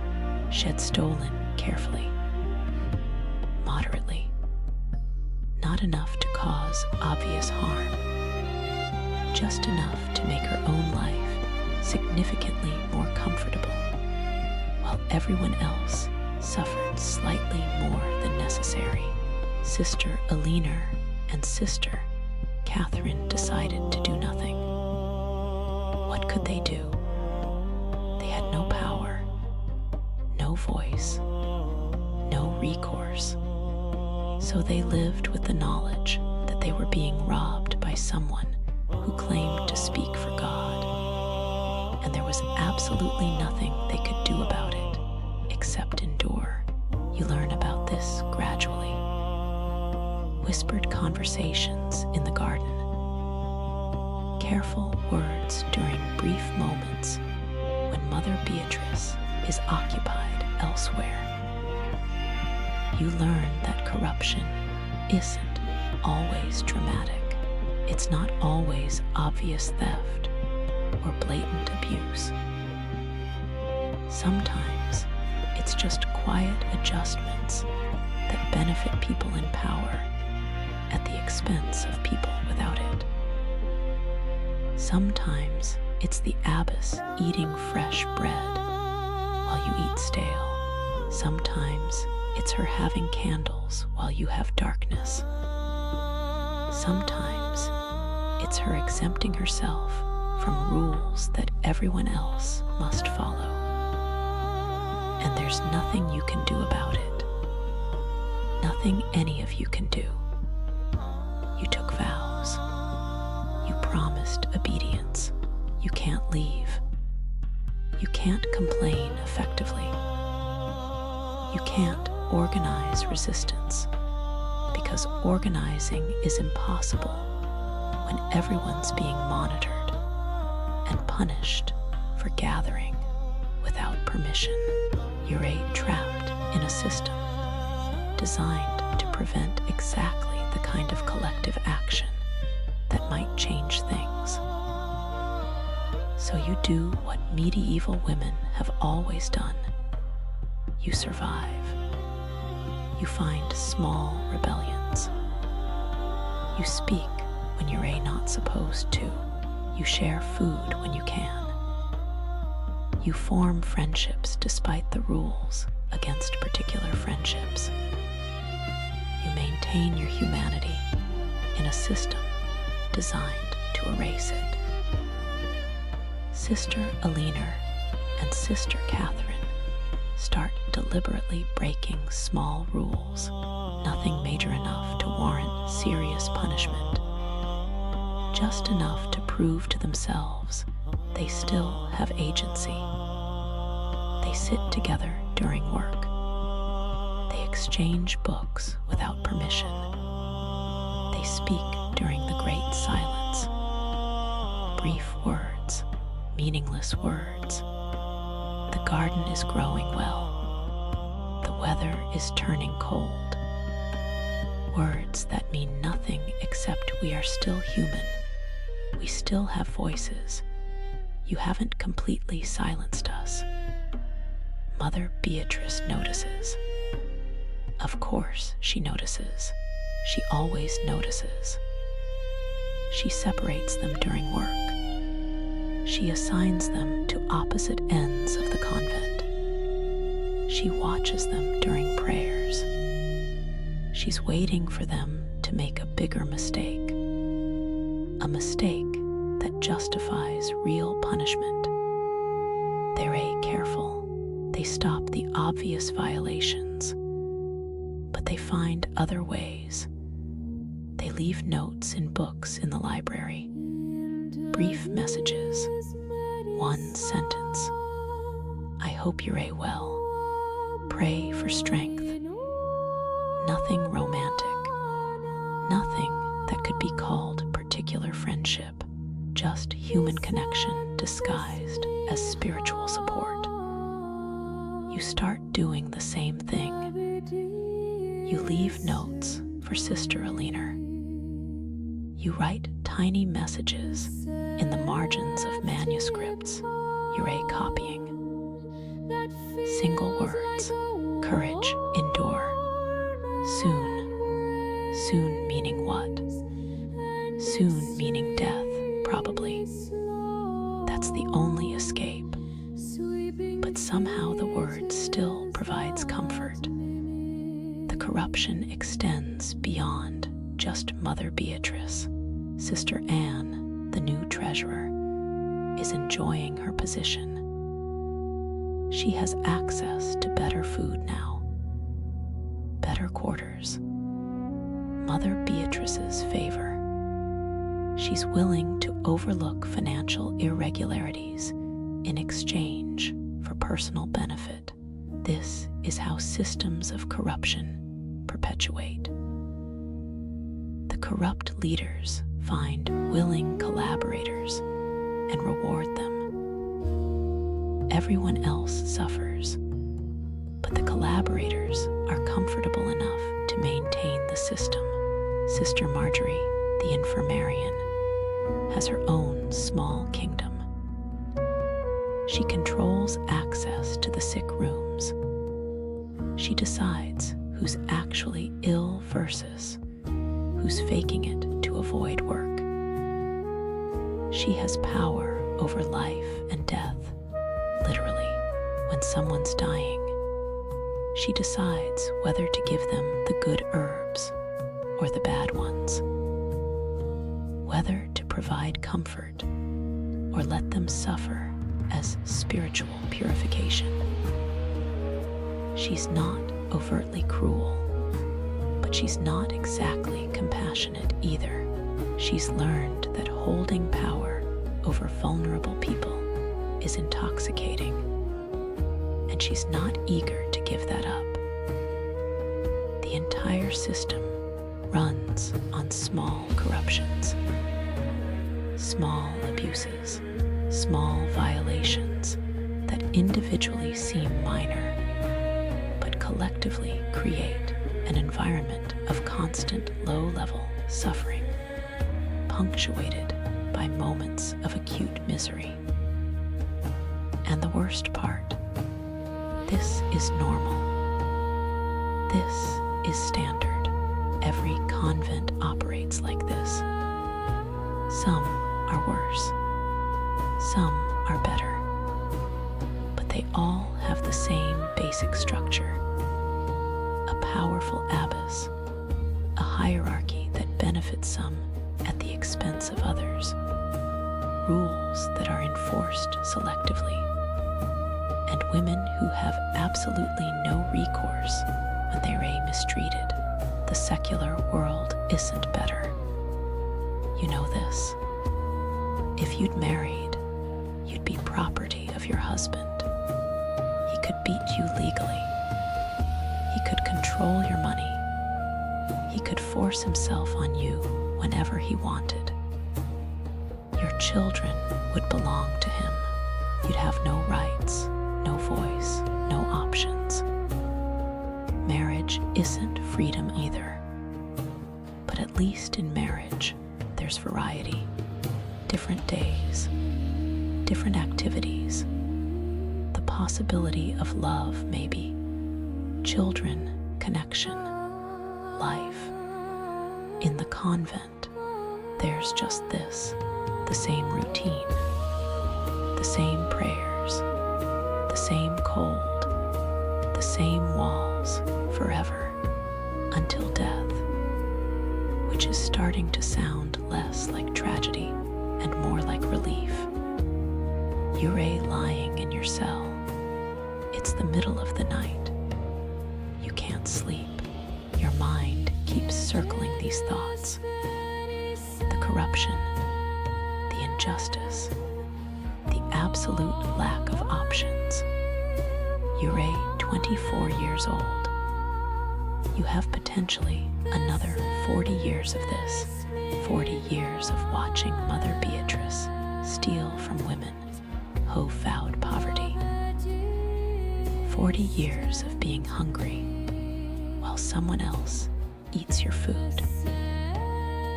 40 years of following rules that the person enforcing them ignores, or you could do something about it. The thought surprises you. What could you possibly do? You're one nun, one powerless woman in a system designed to keep you powerless. But you're not alone. Sister Alina, Sister Catherine, maybe others. Maybe there are more women who are tired of this, who are ready for something different. The thought is dangerous. Organizing is forbidden. Collective action is rebellion. Rebellion is sin. But so is theft, and Mother Beatrice has been stealing for 20 years. You close your eyes. This thought is too dangerous to think about now, too dangerous to even acknowledge. You push it away. Y'all pray tomorrow. Y'all confess this rebellious thought. Y'all do penance. Y'all be good. Except you know you want. The thought is there now. It's taken root. And medieval convents are full of women who have nothing left to lose except their lives. And their lives are already basically over. So what's left to lose except the tiny scrap of dignity that comes from refusing to accept injustice quietly? You don't know what y'all do yet, but you know y'all do something. Eventually, when the moment is right, when the consequences don't matter anymore.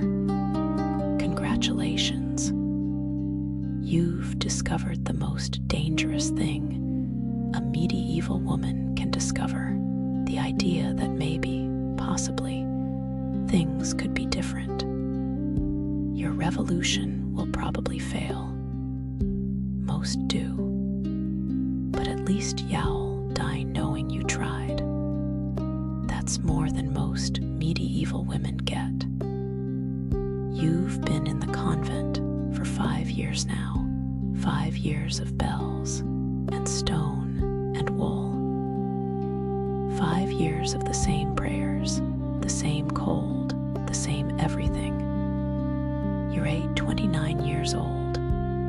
You look 40. Medieval convent life ages you rapidly.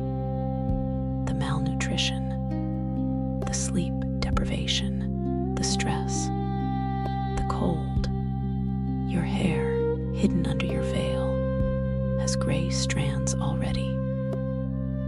Your hands are permanently damaged from garden work and winter cold.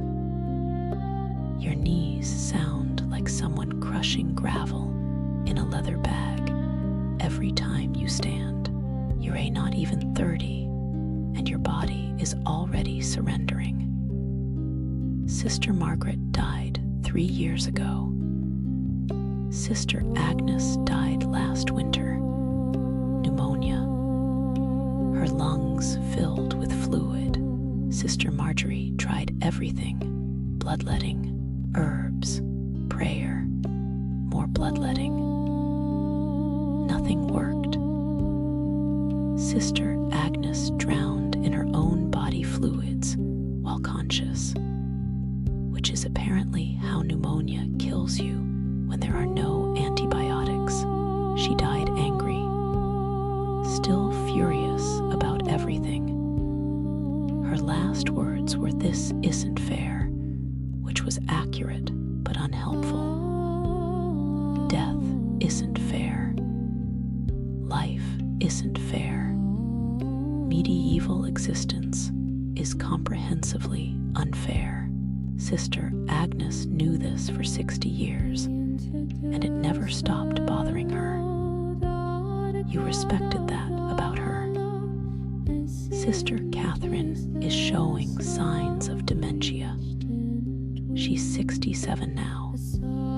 She forgets where she is sometimes. She calls people by wrong names. She starts sentences and forgets how to end them. During prayers, she sometimes just stops mid-word, staring at nothing, her mind gone somewhere else. Somewhere better, hopefully. She'll die soon. Maybe this year, maybe next, but soon. Sister Alina is 48 now. She survived 25 years in this place. She's developed a cough, a persistent cough that rattles in her chest and won't go away. Sister Marjorie gives her herbal remedies. The cough continues. Alina is trying to hide how bad it is, but you can hear her at night through the walls, coughing until she can't breathe, gasping for air, then coughing again. It's tuberculosis, probably, or pneumonia developing, or just general lung failure from breathing stone dust and cold air for 25 years. You bring her extra water when you can. You sit with her during breaks. You don't talk about the cough. Talking about it makes it real. Instead, you talk about nothing. The garden, the weather. Meaningless observations that mean everything because they're a human connection in a place designed to prevent it. Mother Beatrice is still Abbess, still corrupt, still comfortable while everyone else suffers. She's 72 now. She should be feeble. She's not. She's as sharp and cruel as ever. She'll probably outlive half the women she's supposed to be caring for. Spite is apparently an excellent preservative. The convent has changed in small ways. There are fewer nuns now. Women aren't entering convents like they used to. The world is changing. The Black Death killed 1/3 of Europe 40 years ago. Labor is valuable now. Women have options beyond marriage and monastery. Not many options, but more than before. The convent used to house 80 women. Now there are 47. The empty cells are eerie, rooms where women lived and prayed and died. Now just hollow spaces slowly filling with dust. The financial situation is worse. Fewer nuns means fewer dowries. Less income. The farms still generate rent. But Mother Beatrice still steals portion of it. So the convent sees less than it should. Food rations have been cut. Again. You're eating less than you did 5 years ago, which was already insufficient. You're hungry all the time now. Genuine, gnawing hunger that never goes away. Your body is consuming itself. You can see your ribs through your habit. All the nuns are skeletal. Medieval holy women didn't choose to be thin. They were starved by inadequate nutrition, disguised as spiritual discipline. The building is deteriorating. The roof leaks in 3 places. No money for repairs. During rain, you place buckets under leaks and listen to water drip through the night. The courtyard stones are cracked and uneven. Sister Martha tripped and broke her wrist.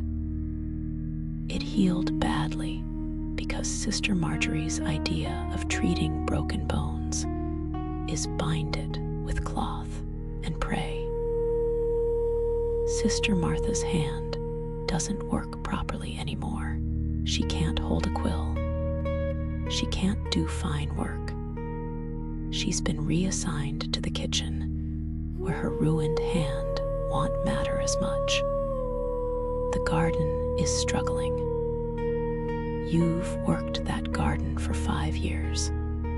You know every plant, every vegetable, every herb. But the soil is exhausted. Medieval agricultural practices don't include crop rotation or soil enrichment. You just plant the same things in the same spots year after year until the earth gives up. The vegetables are smaller now, the herbs less fragrant. The garden is dying slowly, just like everything else in this place. You're thinking about escape again. The thought comes back regularly. You push it away. It returns. It's becoming harder to ignore. Sister Alina knows.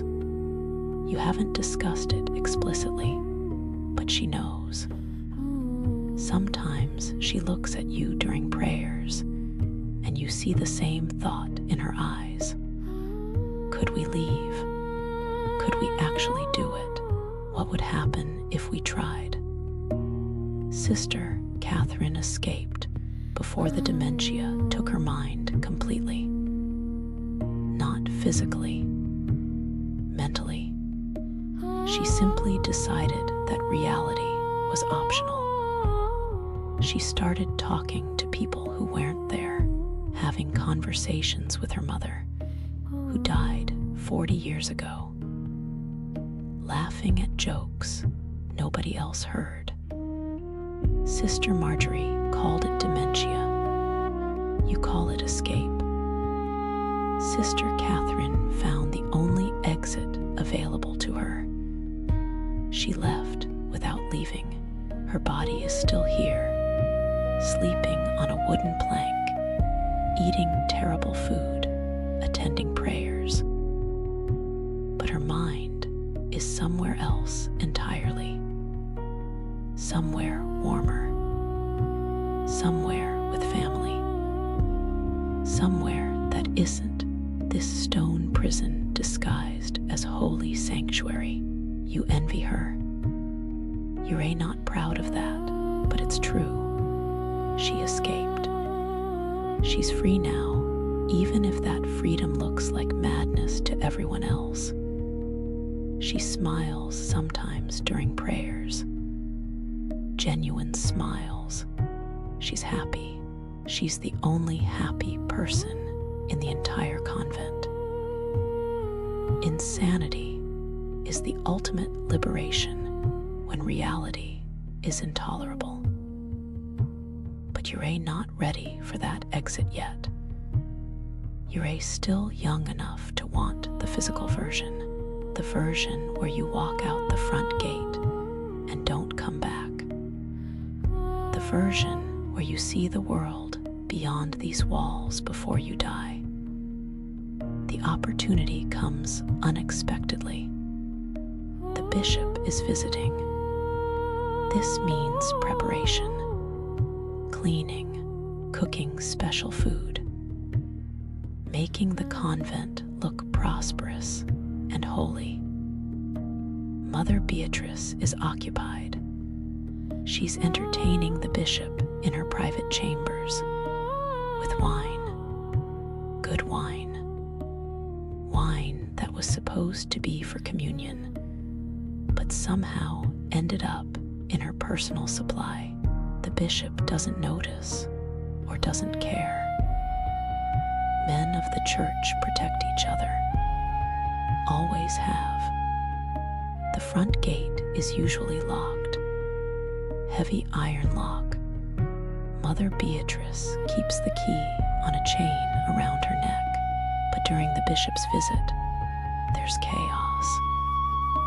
Servants coming and going, deliveries, people everywhere. The gate is propped open for convenience. Nobody's watching it carefully. Everyone's focused on impressing the bishop. Ure working in the garden. You see the open gate. You see the road beyond it. The world, freedom, escape. Your heart pounds. This is your chance. Maybe your only chance. You stand. Your legs are shaking. You walk toward the gate, casually, like Ure's supposed to be there, like Ure on an errand. Nobody stops you. Everyone's too busy. You reach the gate. Ure standing in the threshold, 1 foot inside the convent, 1 foot outside. The road stretches ahead. Trees, sky, distance. You could run. Right now. Just run. They'd chase you eventually, but you'd have a head start. You could hide in the forest.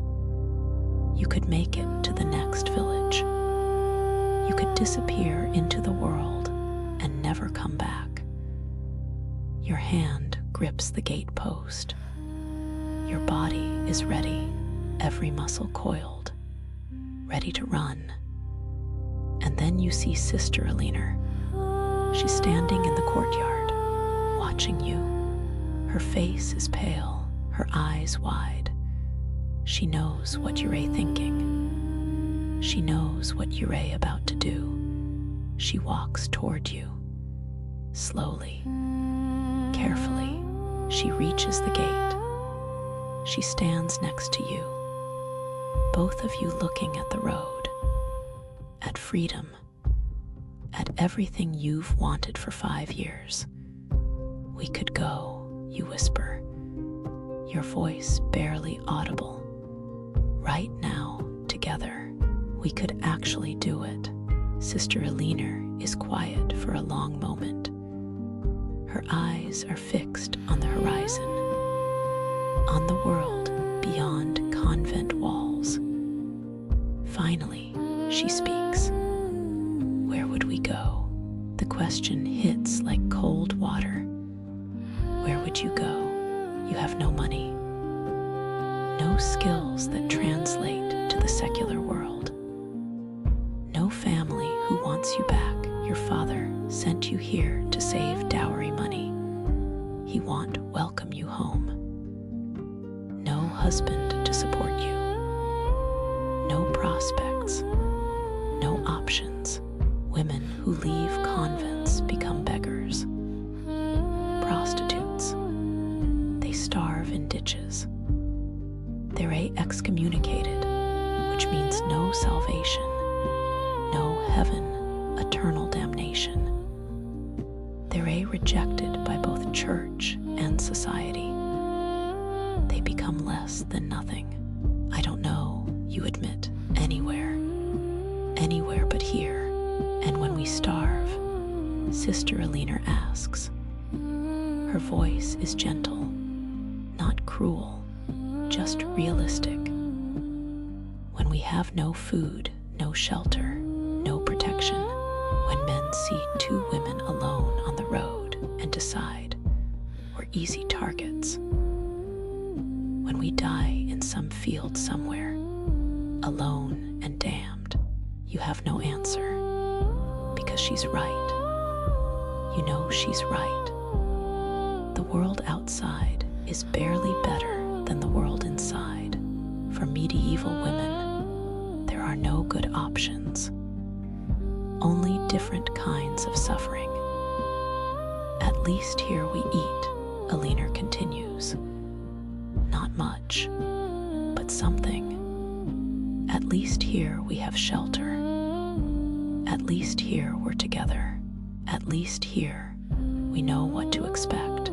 She's talking herself out of escape, or talking you out of it, or just speaking the truth that neither of you wants to acknowledge. you're trapped not just by walls and locks, but by the fundamental structure of medieval society that gives women no place to exist outside male protection or church control. You stand there, both of you, looking at freedom, unable to take it.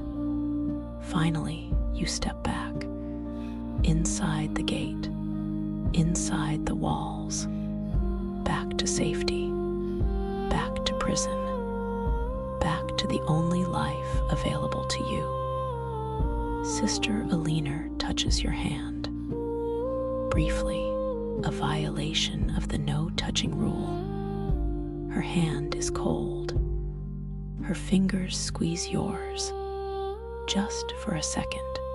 Connection, comfort, understanding. Then she lets go. She walks back toward the convent building. You follow. The moment passes. The gate is still open. You don't look back. That night, you lie in your cell. You didn't escape. You could have. You didn't. Part of you is disappointed. Part of you is relieved. Running would have been brave. Staying is practical. You're not sure which is more important. Sister Alina develops pneumonia 2 months later. The cough that's been rattling in her chest finally wins. She's moved to the infirmary. Sister Marjorie tries her usual treatments. Nothing works. Modern medicine would give Alina antibiotics. Medieval medicine gives her bloodletting and prayer. She deteriorates rapidly. You visit her every day. You're not supposed to. Visiting the sick takes time from prayer and work, but you don't care anymore. Mother Beatrice notices. She doesn't stop you. Maybe she understands. Maybe she's too focused on other things. Maybe even she recognizes that some human needs supersede rules. Alina is dying. You both know it. She's 48 years old. She spent 25 years in this place. She'll die here. She'll never leave. She'll never see the world beyond these walls. The day at the gate was her closest moment to freedom, and she chose to stay. And now she's dying, and you wonder if she regrets that choice. You ask her, quietly, when Sister Marjorie is out of the room, do you regret it, not leaving when we could? Alina looks at you. Her eyes are sunken. Her face is gray. Her breathing is labored. She thinks for a long time. Finally, she speaks. Her voice is barely a whisper. No, if it left, she says, I would have died alone. Cold, hungry, damned, here I am dying warm, fed with you. That's better. She's right. The math of medieval women's lives is brutal. There are no good deaths, only less bad ones. Alina is dying surrounded by people who know her name, who will pray for her soul, who will remember her after she's gone. That's more than most medieval women get. That's almost luxury. She dies 3 days later, peacefully, in her sleep. Sister Marjorie calls it a blessing. You call it an escape. Alina found her exit, not the one she wanted, but an exit nonetheless. The funeral is simple, the same prayer Mother Beatrice always reads, the same burial, the the same wooden cross. Aliner's body goes into the ground. Her name isn't carved on the cross. In a year, nobody will remember exactly where she's buried. In 10 years, there will be another body in the same spot. The cemetery is small. The convent has been here for 200 years. Bodies are stacked deep. Aliner will dissolve into the earth and eventually mix with the bones of hundreds of other forgotten nuns who lived and died behind these walls. You stand at her grave after everyone else leaves. You should pray. You don't. You're too angry.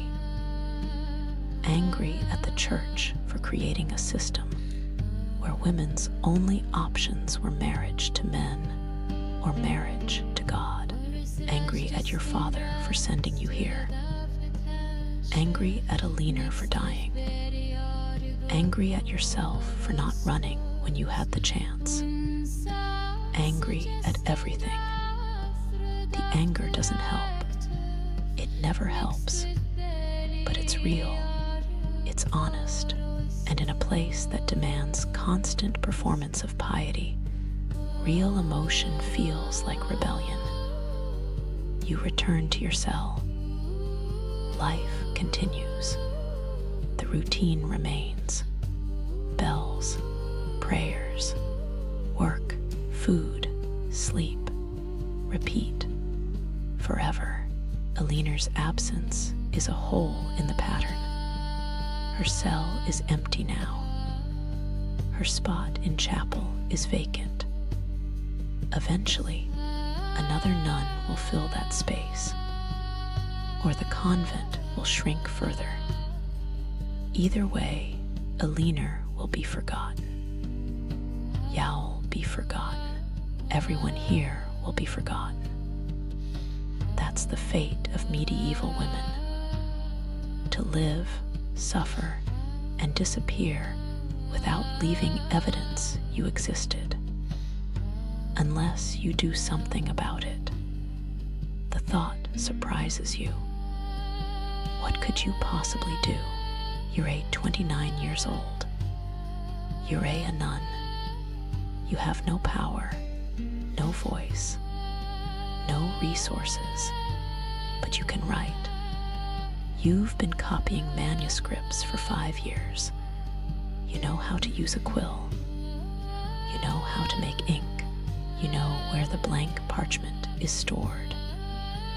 You could write the real history, the unofficial history, the one that tells the truth about convent life, about the corruption, about the suffering, about women like Sister Margaret and Sister Agnes and Sister Aliner, who lived and died behind these walls and left no record except your memory. It would be dangerous.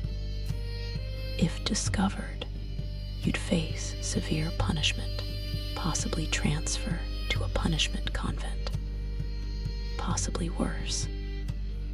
But Aliner died without anyone knowing her story. Sister Margaret died without anyone knowing her stories. Sister Agnes died without anyone acknowledging her rage. If you die without writing it down, their stories die too. Forever. You start writing late at night. During the brief hours between Compline and Matins, when you're supposed to be sleeping, you light a small candle, wasteful, sinful, you'll confess later, and you write. You write about Sister Margaret's stories, about the food riots of 1310, about the escape attempts, about Mother Beatrice's corruption, about the daily reality of convent life that official church histories will never record. You hide the pages carefully behind a loose stone in your cell wall. You write in small script to save parchment. You write in your own words, not Latin, not formal language, just honest descriptions of honest suffering. It takes months. Ure constantly terrified of discovery. Every footstep in the corridor makes your heart race. Every time Mother Beatrice looks at you, Ure certain she knows. But she doesn't. Nobody knows. Ure invisible. That's your advantage. Medieval women are so invisible that even rebellion can be invisible if you're careful. You finish the manuscript. 50 pages. The real history of your convent. Names, stories, truth. You hide it behind the stone. Someday, maybe, someone will find it. Maybe centuries from now. Maybe never. But it exists. That's what matters. The truth exists somewhere besides your memory. You're 35 years old now. You've been in the convent for 11 years. 11 years of bells and stone and wool. 11 years of the same routine. The same prayers, the same suffering. Sister Catherine died. The dementia one. She died peacefully, smiling, talking to people who weren't there. Her last words were, "Yes, Mother, I am coming," spoken to a hallucination of her long-dead mother. She died happy in a medieval convent. That's miraculous. Sister Marjorie died. The infirmarian, dead from the same diseases she'd been treating ineffectively for decades. The irony was not lost on anyone. Sister Anne became the new infirmarian. She's equally unqualified, but significantly younger. She'll kill people with good intentions and medieval medical knowledge for another 30 years. Mother Beatrice is still alive, still Abbess, still corrupt, still comfortable. She's 78 now. She moves slower.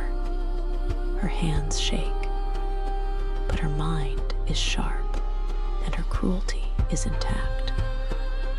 She'll probably outlive you out of pure spite. The convent is shrinking. There are 32 nuns now, down from 47 6 years ago, down from 80 when you arrived. Fewer women are entering. Convents are falling out of favor. The world is changing. The Renaissance is beginning in Italy. New ideas, new options. Women still don't have many options, but they're starting to have different options. Your convent won't survive. You know this. In another 50 years, maybe sooner, there won't be enough nuns to maintain the building, won't be enough income to buy food. The convent will close. The buildings will be abandoned. Your hidden manuscript will probably be discovered when someone dismantles the walls for stone. Or it won't be discovered, or it'll be discovered and destroyed because it contradicts official church history. You're not sure it matters anymore. You've reached a strange peace, not happiness, not contentment, just acceptance. This is your life. This is all there is. Fighting it doesn't change it. Raging against it doesn't change it. The system is larger than you, older than you. It will outlast you. You can resist in small ways the hidden manuscript, the whispered conversations, the tiny violations of rules, but you can't change the fundamental reality. You're a medieval woman. Your options were limited from birth. You did the best you could with what you had. That's all anyone can do. The younger nuns ask you for advice sometimes. The few who've joined recently, they're struggling, missing their families, hating the cold, resenting the hunger. They come to you because you've survived 11 years. You must know something. What do you tell them? Be honest. Tell them it never gets better, you just get numb. Tell them they'll watch everyone they care about die in this place. Tell them they'll never leave, never marry, never have children, never experience anything except different variations of the same suffering. You don't tell them that. You tell them what they need to hear. It gets easier, you say. Your body adjusts to the cold. You learn to need less food. You find meaning in the prayers. You build community with your sisters. You serve God. That's enough. It's not enough. You know it's not enough. They know it's not enough. But it's the acceptable answer. It's the answer that lets them believe survival is possible. One young nun, Sister Beatrice the Younger, yes, Mother Beatrice had the audacity to name a nun after herself, asks you directly, do you regret coming here? You pause. Nobody's ever asked you that directly before. The question is dangerous. Admitting regret means admitting your vows were a mistake. That means questioning God's plan. That's sin. But Sister Beatrice, the Younger, is looking at you with desperate eyes. She's 16 years old. She's been here for 3 months. She's miserable. She needs honesty more than she needs acceptable answers. Every day, you tell her. Her eyes widen. You've said the unsayable. You've admitted the truth everyone knows, but nobody speaks. But you continue. Regret doesn't matter. I am here. This is my life.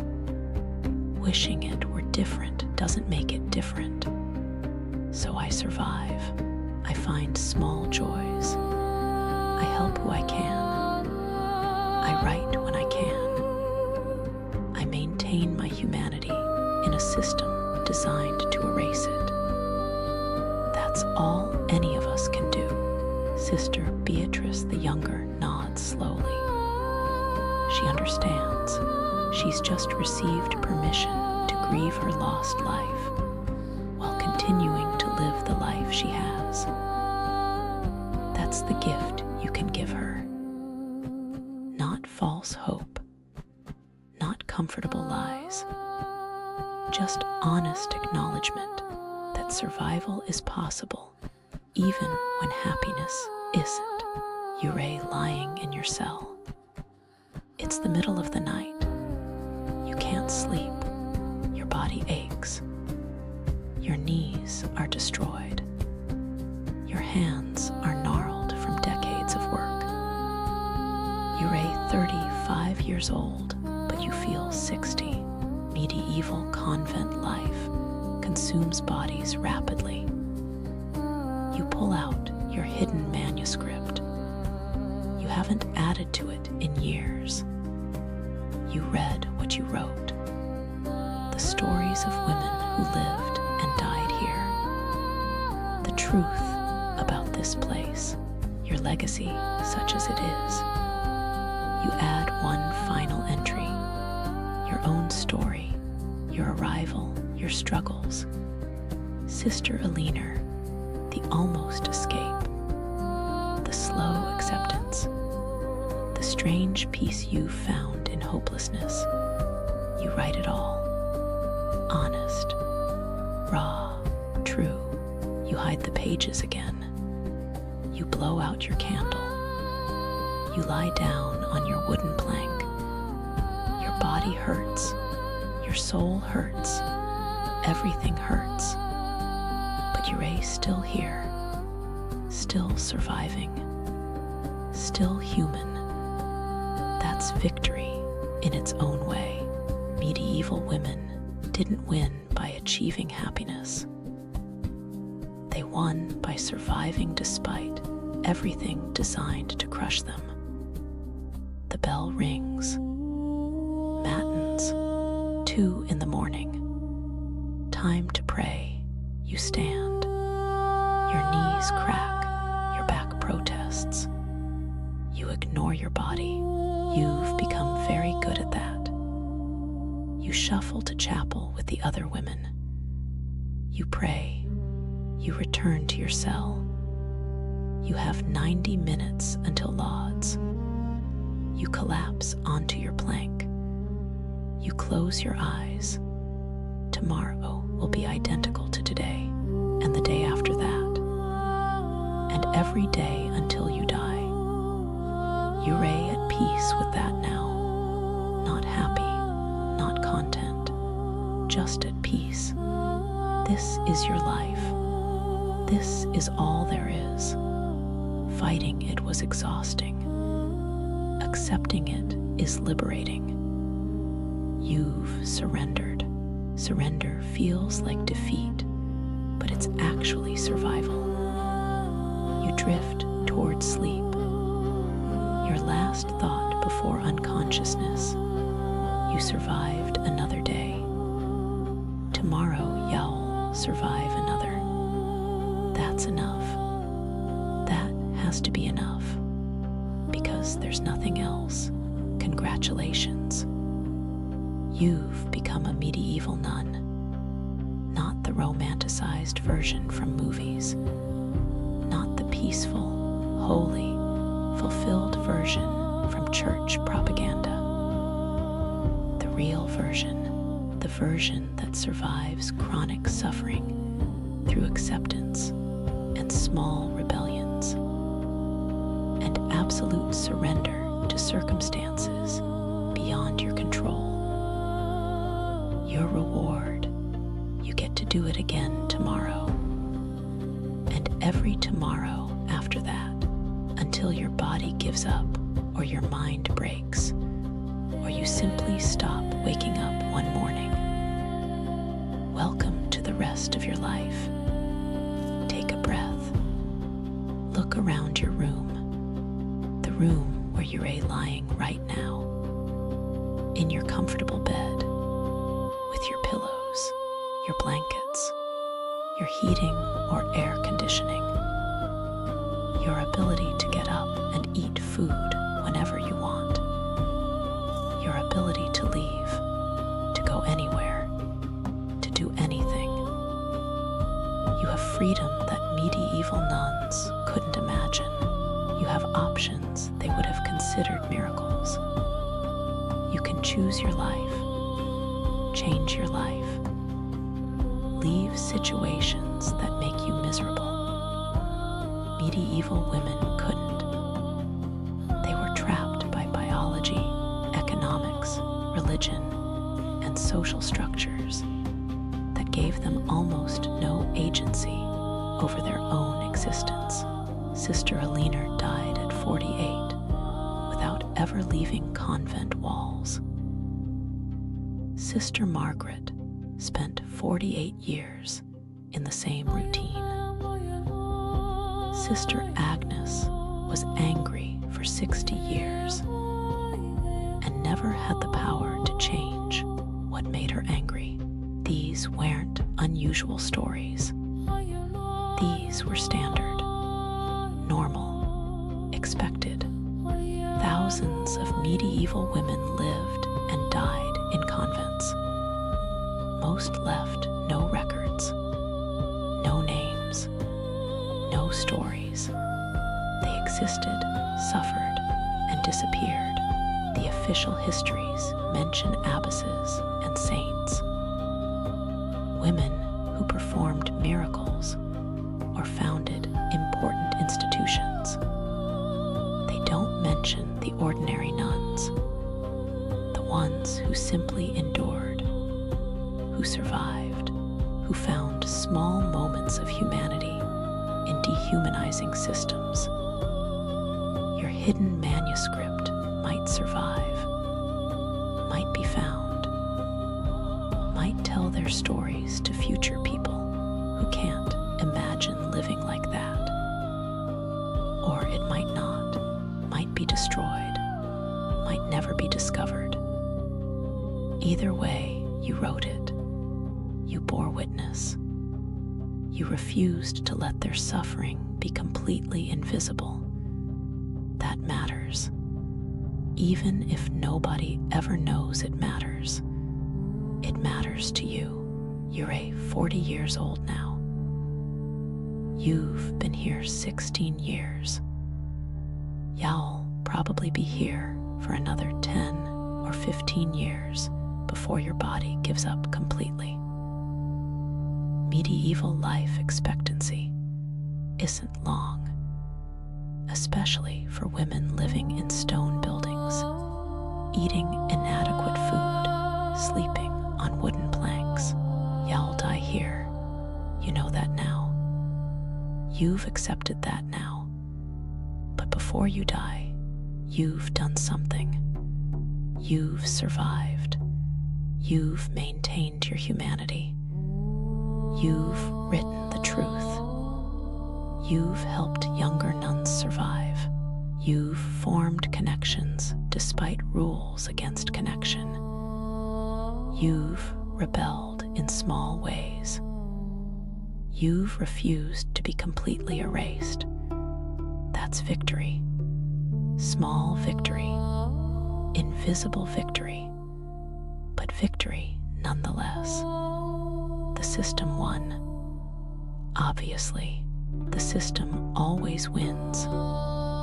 But you survived the system. You found ways to be human inside it. That's all anyone can do in circumstances beyond their control. Survive. Maintain humanity. Bear witness. Help others survive. That's enough. That has to be enough. Your comfortable bed feels pretty good right now, doesn't it? Your ability to control the temperature of your room, your access to food, your freedom to leave whenever you want, your ability to make choices about your own life. These aren't small things. These are miracles. Medieval women would have considered you blessed beyond measure. You have what they desperately wanted and never got: autonomy. Don't waste it. Use it. Make choices that matter to you. Leave situations that damage you. Pursue things that bring meaning. You have options they never had. Honor their suffering by not wasting your freedom.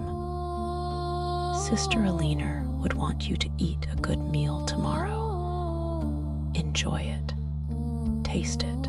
Appreciate that it's fresh and warm and yours by choice. Sister Margaret would want you to sleep in tomorrow if you can. Rest. Recover. Let your body repair itself in ways hers never could. Sister Agnes would want you to get angry about injustice and actually do something about it, because she couldn't, but you can. You're drifting towards sleep now. That's good. That's what this was for.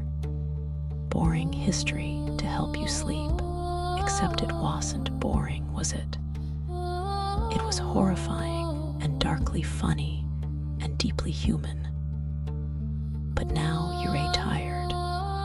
Your eyes are heavy. Your body is relaxing. The story is ending, not because the story is over. Your fictional nun still has years left to survive, but because you need to sleep. Before you drift off completely, take one more moment. Feel grateful. Grateful for indoor plumbing, for antibiotics, for heating, for food security, for options, for freedom, for everything medieval women desperately wanted and never got. You have their wildest dreams. You're living the life they prayed for. Don't forget that. Don't take it for granted. Honor their suffering by appreciating your comfort. Close your eyes. Let go. Sleep deeply. Dream peacefully. When you wake up tomorrow, you'll wake up free. Free to choose your day. Free to leave if you want to leave. Free to stay if you want to stay. Free. Medieval nuns never had that freedom. You do. That's the gift of being born in the 21st century instead of the 14th. Use it well. Live fully. Choose intentionally. Be grateful. Sleep now. Rest well. Tomorrow is yours to decide. That's more than Sister Alina ever got.